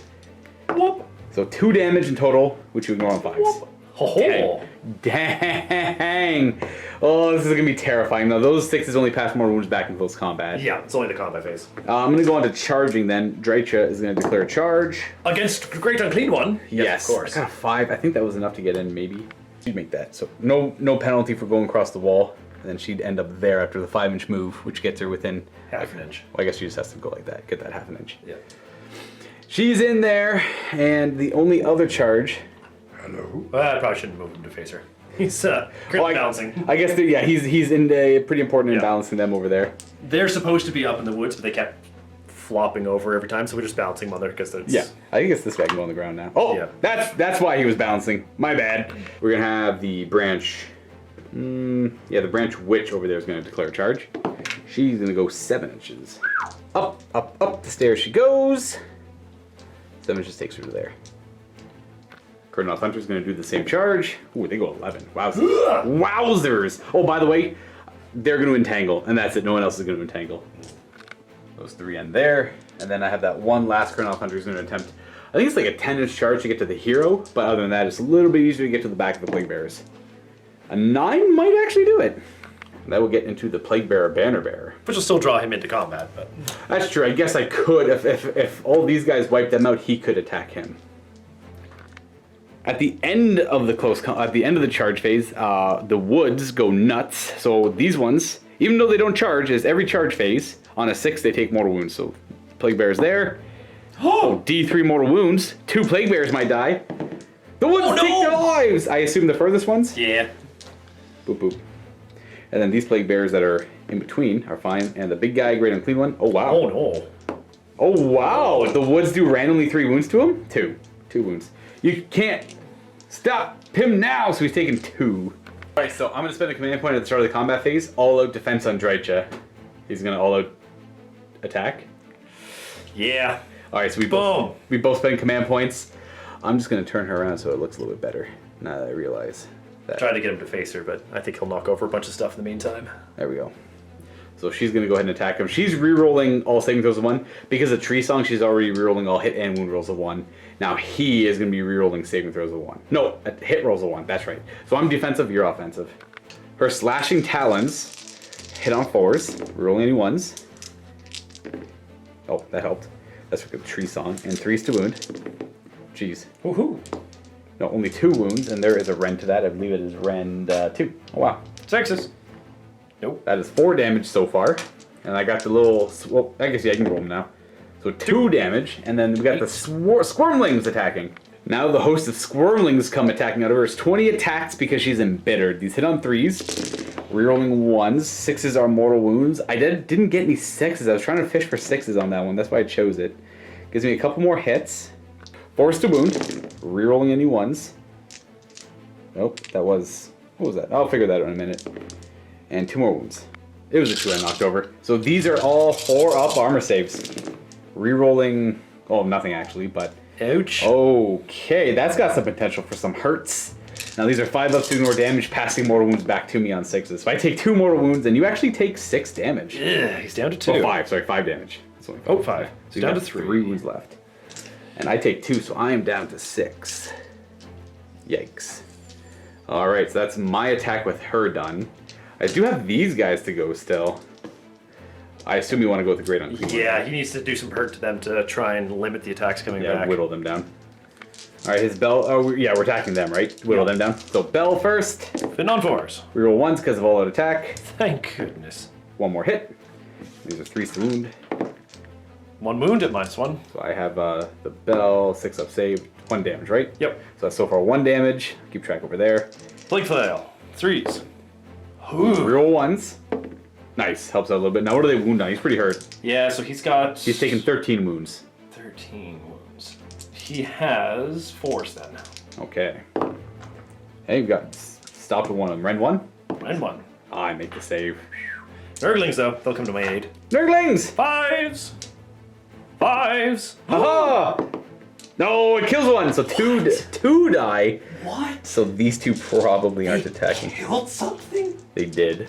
2? I might as well attack over here. We are going to go with these Crown Hunters. They're all in range to attack. I'm not going to bother piling in. All into the Plague Bears. And I'm rerolling 1s to hit. Sorry, I'm rerolling 6s to hit still. Yeah. Hitting on 2s with the leader, rerolling that 6. Okay, so we still have 3 hits with the leader. And then 8 hits with the other guys. Sorry, 8 attacks. Oh!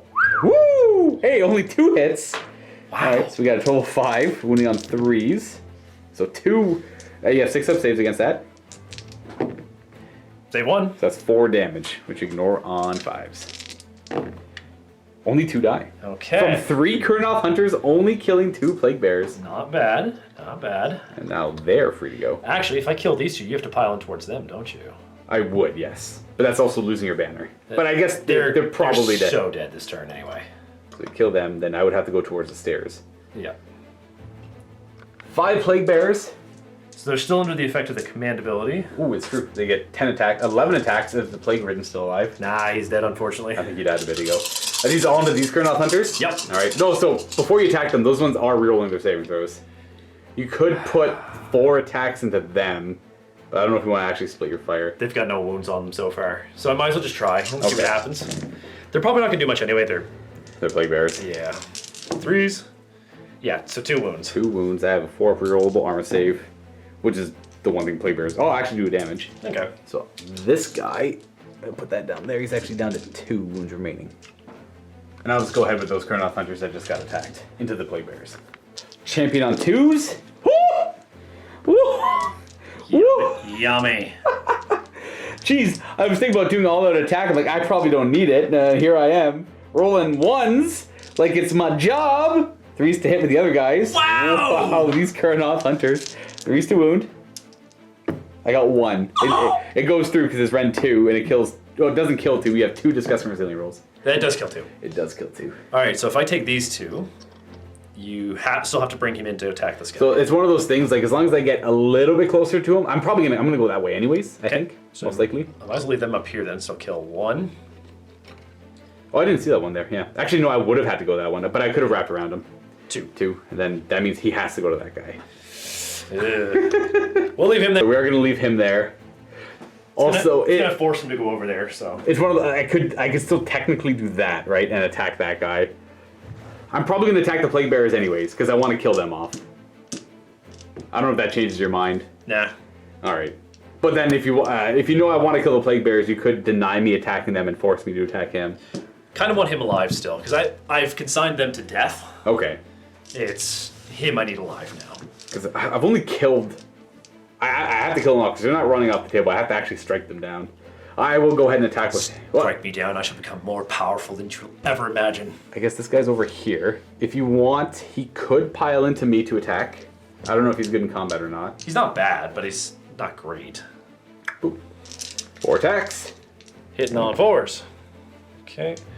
Wounding on 3s. Right, we have the burgeoning up right now. That's what I'm like. Yeah. I'm like, oh, I been forgetting with the +1 to wound, but it's the burgeoning. Yeah. What's the rend of this attack? 1. I have a 4 up save. Oh, sorry, 5 up save, but we make it. Kurnoth Hunter with the sword attacking the Plague Bears, hitting on 2s and wounding on 3s. 3 wounds at -1. 3 6-ups. And actually, that's a mortal wound in addition to the normal damage. So Right, and I gotta remember I gotta reroll the 6s for them for that because they are still close enough to a hero. Okay. okay, so that means that's you failed 2 of them, right? Yeah. So that's going to be 5 damage in total, and they do get cut down. So that's They did their job. They held it for as long as they could. yeah, they did as much as they could there. And then I'm just going to get this out of the way now. At the end of the combat phase, he gets to do 1 stomp attack against the Sloppy Bile Piper. It only does 1 mortal wound on a 4. It doesn't. So that's said there. But I still technically have these attacks to go. So 7 guys have piled in, but now the champion's in there. So it's going to be 22 attacks. Hitting on 3s, rerolling 1s because of the Dreadwood, and rerolling 1s because Drake is nearby. 3s to hit. Rerolling any 1s. And there's 1 more. Oh wow, give me them all. Well, minus these 3. Does big boy go down? These are 3s to wound.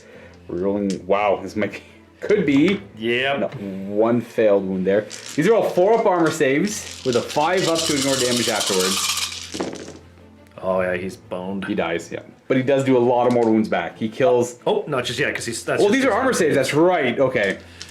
These are 5 up to ignore damage. Does the big guy go down? Yeah. He does. He takes, does. Takes 2 with him. He though. does take 2 with him. It'll be these 2. been a long time since I killed the Great Unclean One. They are quite durable. So, actually, I did about 16 damage, which I actually took him out in one swing. He healed a bunch of the skins. I think he healed probably almost 10 wounds.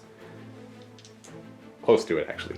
Yeah, so that ends there, and then I think we are still within 3. So we are outside of 3 here. I pulled 2 guys just because I want to be within 6 of the woods to auto pass morale. Which where we come to the battle shock phase. Oh yeah, they lost some guys. They could come back. Nope. 5 and 3 is an 8. They're not running. And my guys are wholly within 6 of my place of power, so they're not running. And yeah, that is actually it for the turn. So that's back to my objective.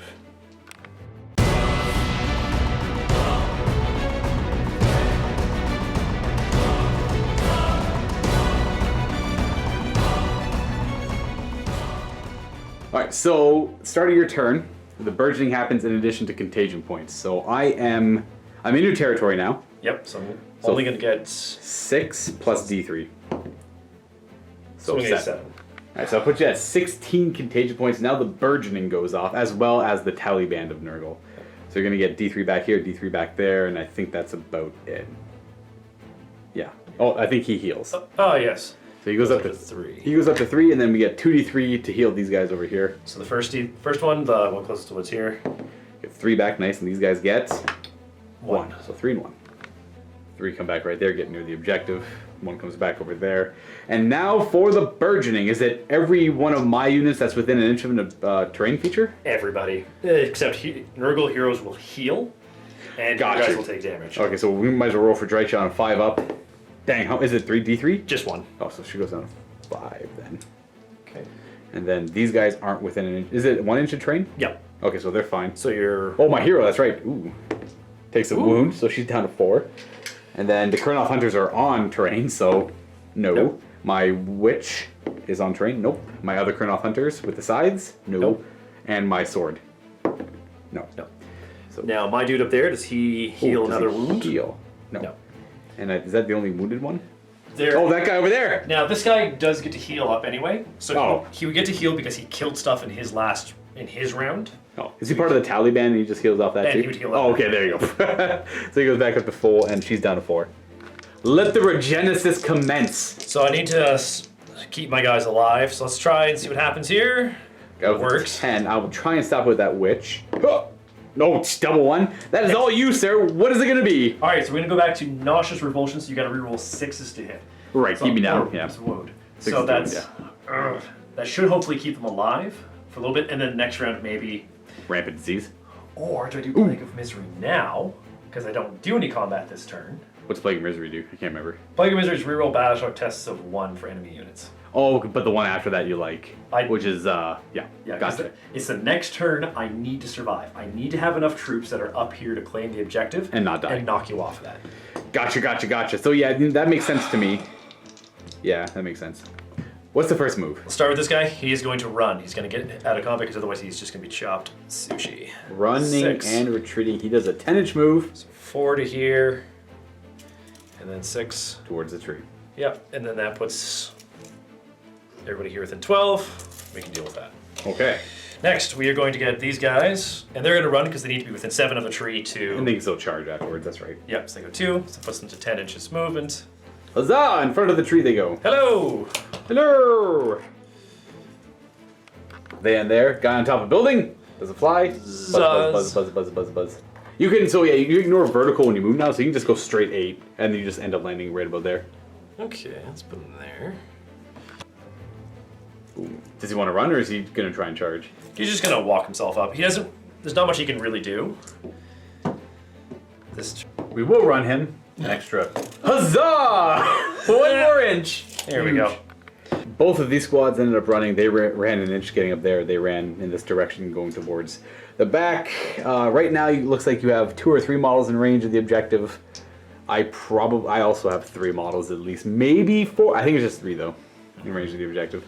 So currently that will still be my objective at the end of the turn, but the goal is to swarm it. Shooting time! Alright, these guys are within range of the Bile Piper, so they will get an extra attack, but I'm going to throw Lump his in at the same time just to save some time. Right into these Kurnoth Hunters? Yeah, they need to die. Die. We have 3 hits. Are they 4s and 3s? 4s and 3s. Nice. got Three. Oh, very nice. Very nice. I have a 4 save. We take 0 damage. Yeah, good old saves. Okay, now we're at the start of the charge phase. I have to declare my entangles. I'm going to say that he entangles the lone Kurnoth Hunter. And these guys are going to entangle as well because they have reach, but these ones won't. You know what? I'm going to say... yeah, those two, not that squad. Okay, start with him. Okay. Hello, charge. Actually, I guess I should have said they're going to entangle. Oh well, it's fine. Boop. We'll get some dice for you. He's going to go there, and then these ones doing a charge. I think it's about 6-ish. Well, they needed that at least. They end up like that, and then we're not pulling them in yet, unless you pile in that direction, but I don't think you need to. No. Okay. Yeah, that's pretty much it for charges. Where would you like to start? Let's start with the big unit here. They've got the most amount of attacks that can hopefully do something. We're going to say they're piled in up here, but it's wobbly model. Oh, sure. Yeah. So, I see what you want to do. We're just going to put this guy here. This guy there. And we'll say he's attacking. So 7 attacks with the swords, because they're near a hero. Are they actually within 12 of the full guy? Ooh, close. Because I just realized. We're also going to give them my command ability to reroll All once. attack. All attack! They either go big or they go home today. And I'm not rerolling my save. So forced to hit, reroll the 1/1. So that's your last command point. Well, for now. 3's to wound. We got 3. Yeah, that's We got 4 up save, no rerolling. Oh, it's a good thing too. If I was rerolling, no, so 3 damage so far. okay. And then we have the foul mouth parts, which are going to be 9 attacks. Hitting on 3s. Rerolling 1s. And we have 3's to wound. There we go. 4 up saves. Saves 2, so that's 5. That kills off 1 hunter. And now the one that's always supposed to do the most damage. Stings! Reroll the 1. We have 2 hits. 3 hits! There we go. There we go. 3's to wound.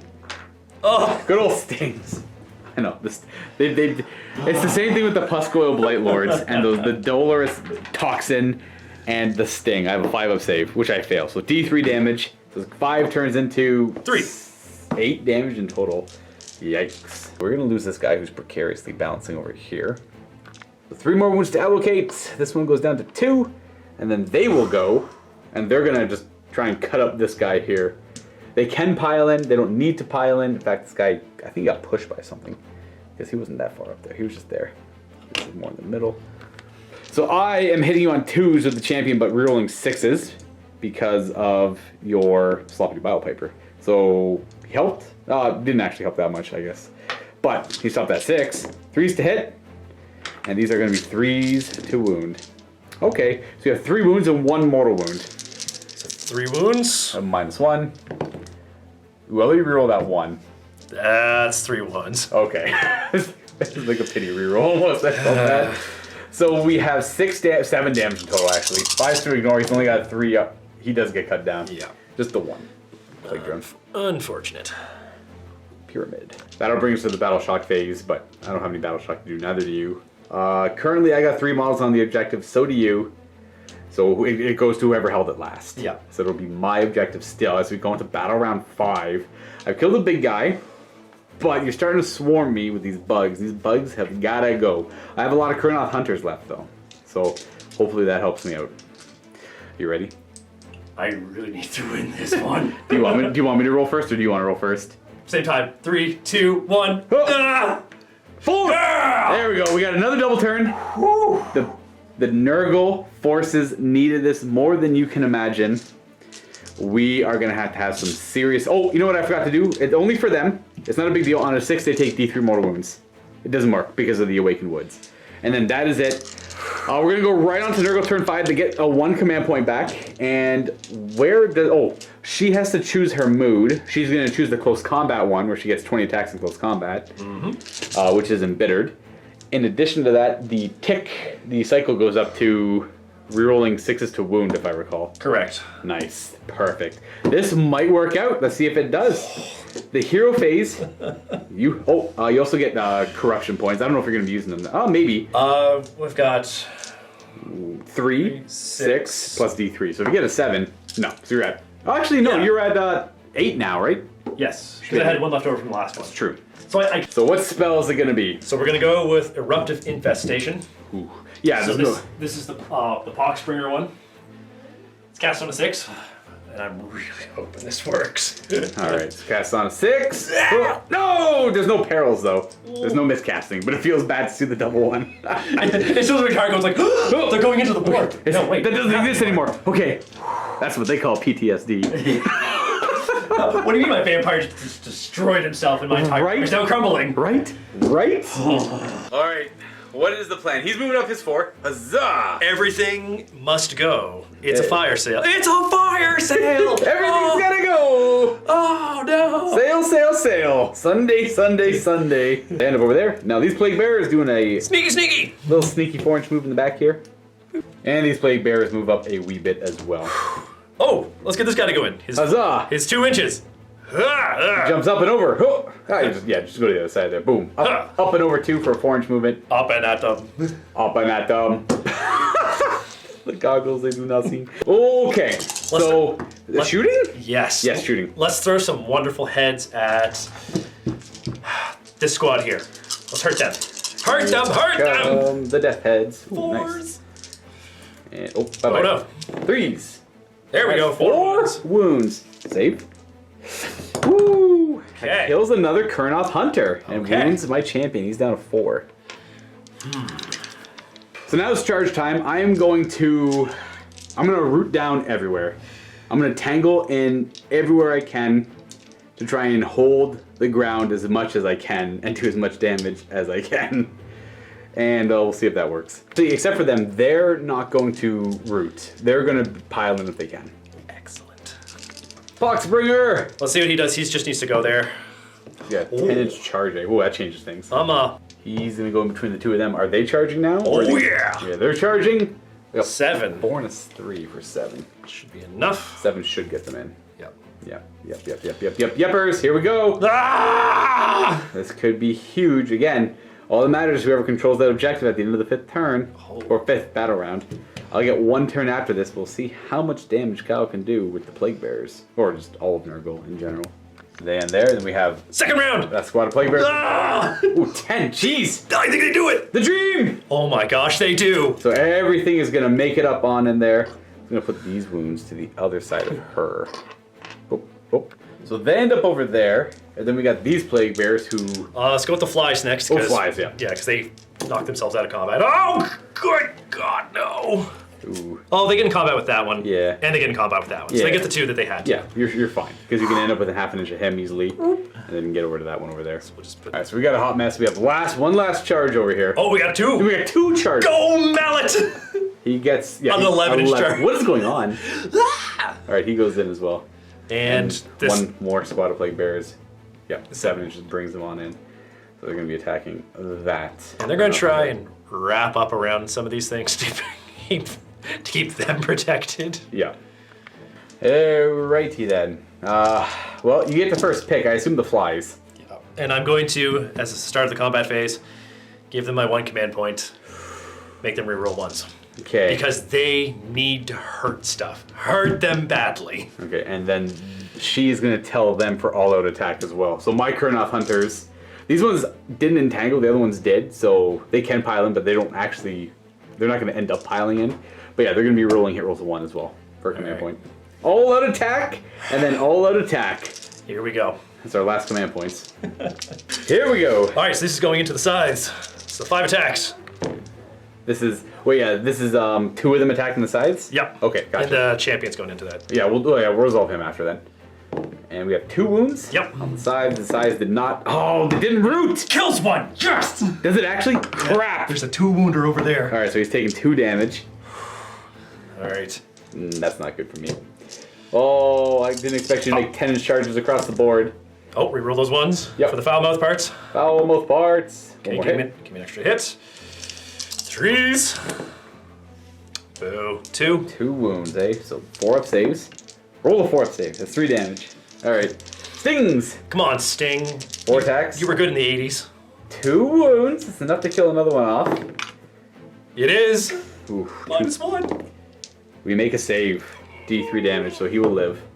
3. Take 3. That puts me up to 6. So that's one of those two has a wound left. So which one's the 2 wound one? Oh, I guess it is that one actually. Yeah. So it's that one that's the 2 wounder, and then this one over here will have 1 wound left because that's the champ. Don't fall over. Right, here's gonna attack that Kurnoth Hunter who's only got 4 wounds. Hit you once. Wound you once. 4 up save. Okay. And then the foul mouth parts. Rerolls the ones. Isn't it amazing how you always manage to reroll a 1 on a reroll? Yeah, 1 into a 1 every time. 1. Okay, and then the venomous sting 2 attacks. Okay. 1 hit. And no. Okay, so they're done. They kill a Kurnoth Hunter though. And I'm gonna go with that squad of 2 Kurnoth Hunters. They're gonna put all of their attacks into, which kind of sucks because I almost have to. In fact, I don't know if I can actually pull this out, pull this win off.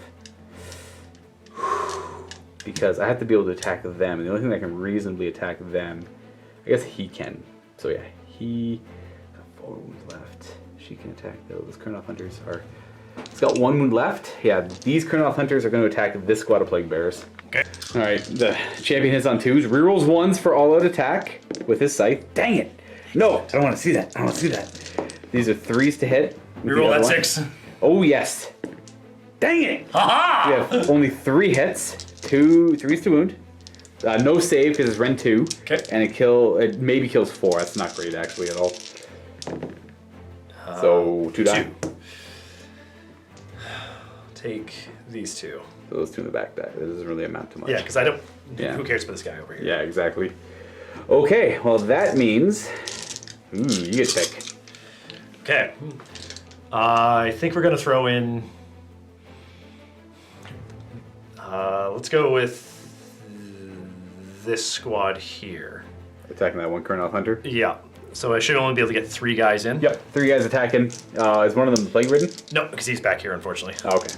Because green booger sword. Green Booger Sword! 3 hits. And then 3 wounds. 2. He is re-rolling because he entangled. He takes the damage. Okay. He's got 3 left. She's gonna go ahead and attack this squad of Plague Bearers now. She has 4 attacks because she was wounded, hitting on 4s. Give her those 6s. Oh, that's right. I have to re-roll those. Oh, it stopped both of them. Mwah! Nope, it failed to wound as well. And I got 1 attack with the grub, which misses. So she floundered. We're gonna go with this guy into here next, because maybe he can do enough wounds to kill it. Kill that Kurnoth Hunter. Yep. So let's go with 3 attacks on 3s. Well, he does not re-rolling any ones. No. 3. Nope. Or he'll then just wet the bed. I'll go with this Kurnoth Hunter attacking that squad that she failed to attack. 2s to hit because he's the champ. Not rolling that 1.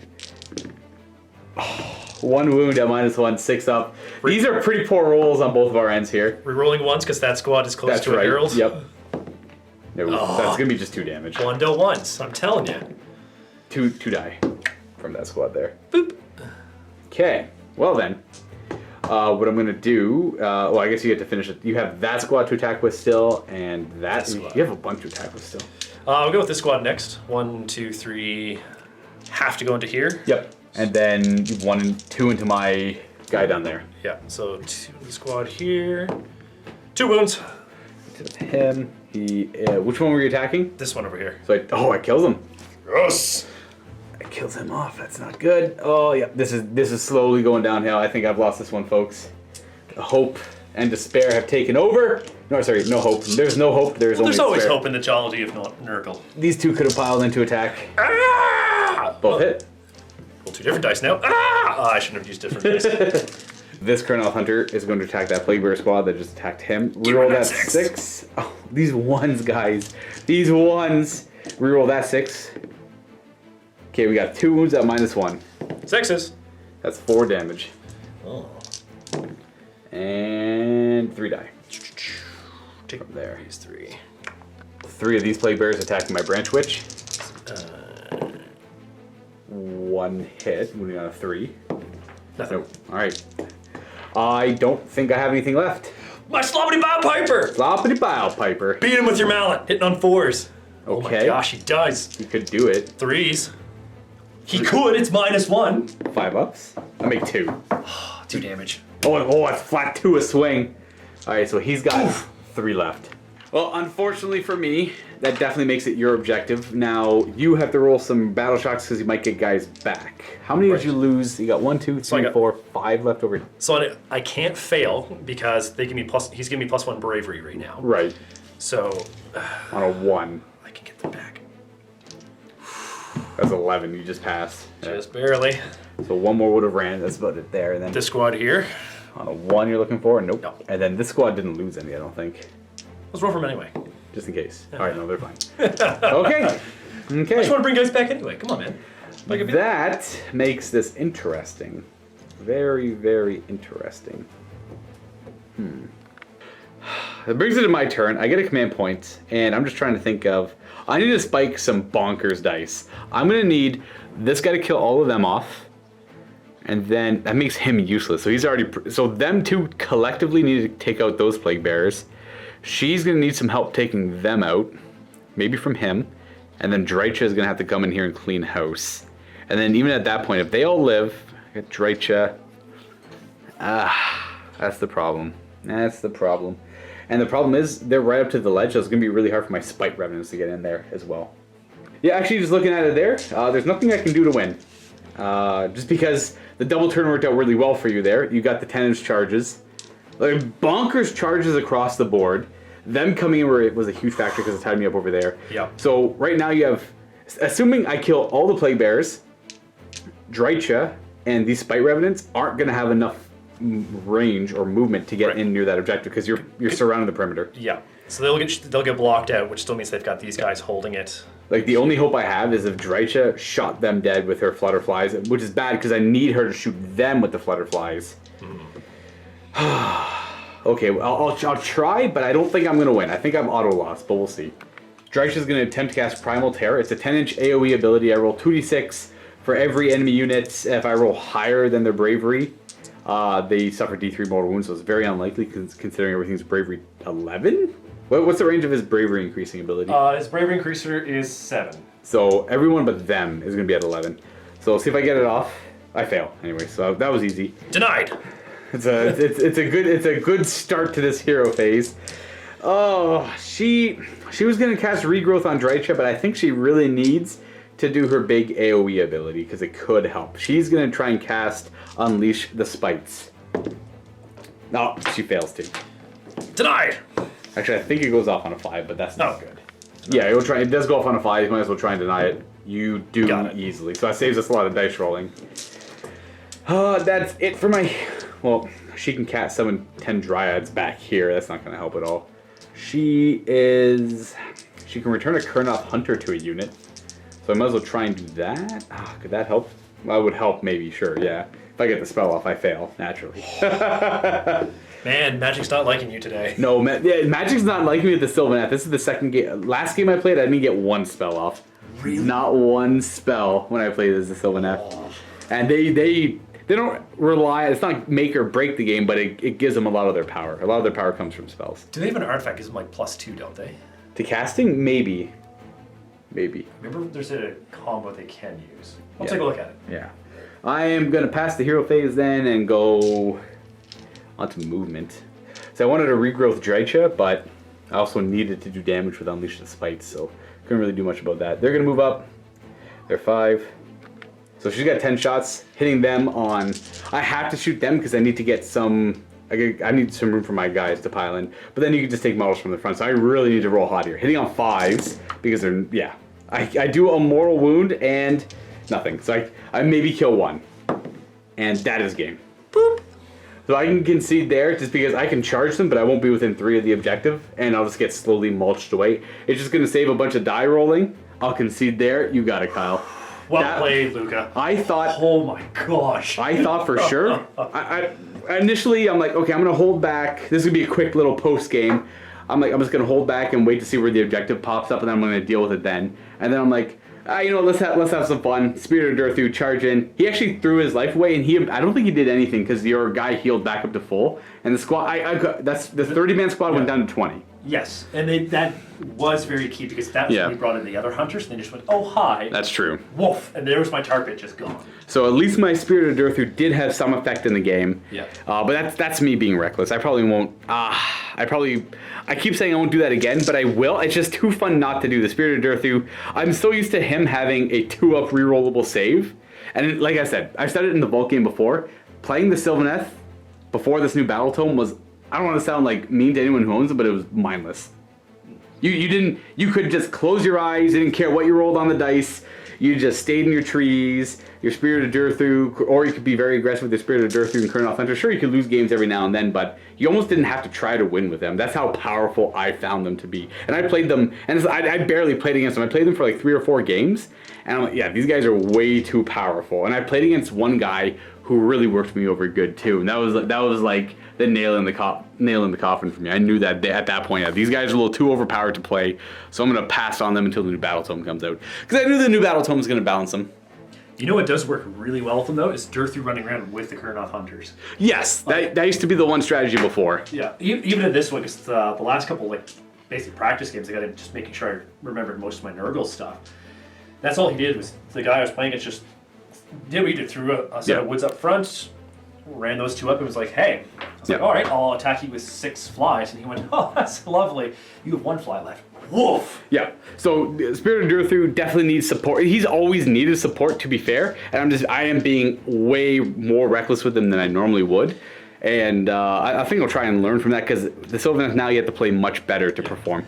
I think it was also the meeting. What was it, meeting engagement that we called it? Meeting battle. Yeah, that we had to divide them up into different contingents. That definitely threw a wrench into the plan. Yes, like I threw off my whole build a little bit, because it was supposed to be, these guys are supposed to be in the front supporting this. The idea of this list build was they're in the front with Spirit of Durthu right in the middle of them or on the flanks, with the Kurnoth Hunters protecting him, and they were just a line that was going to move forward and just trying to attack and chew through and battle shock through everything. Now this list, I'm going to save it and I'm going to try it again.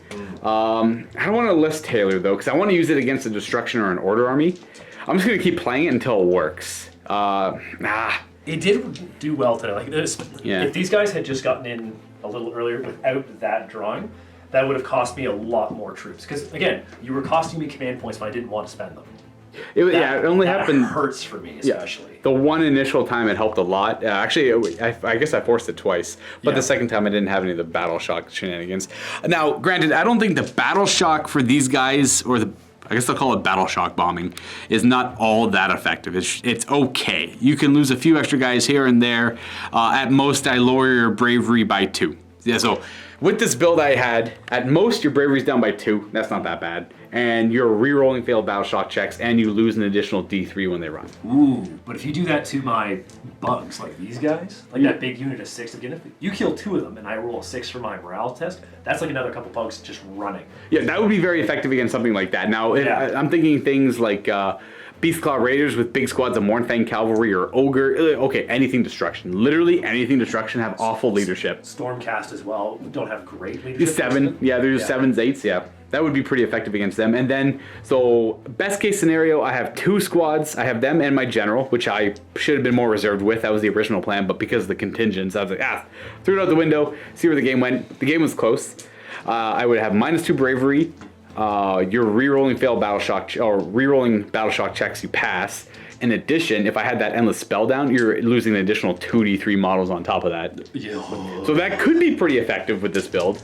I'll definitely try it again in the future. Did you say 2d3 I'm losing? Yeah, an extra 2d3 models, which is good for elite armies. I'm thinking like Mighty Skull Crushers for Chaos. Really, really expensive single... Blight Kings? Yes! Now, granted, Blight Kings are bravery 8, but if I can kill... Yes, with the other... I think they're 6 base, but if they have their banner, it goes up to 8.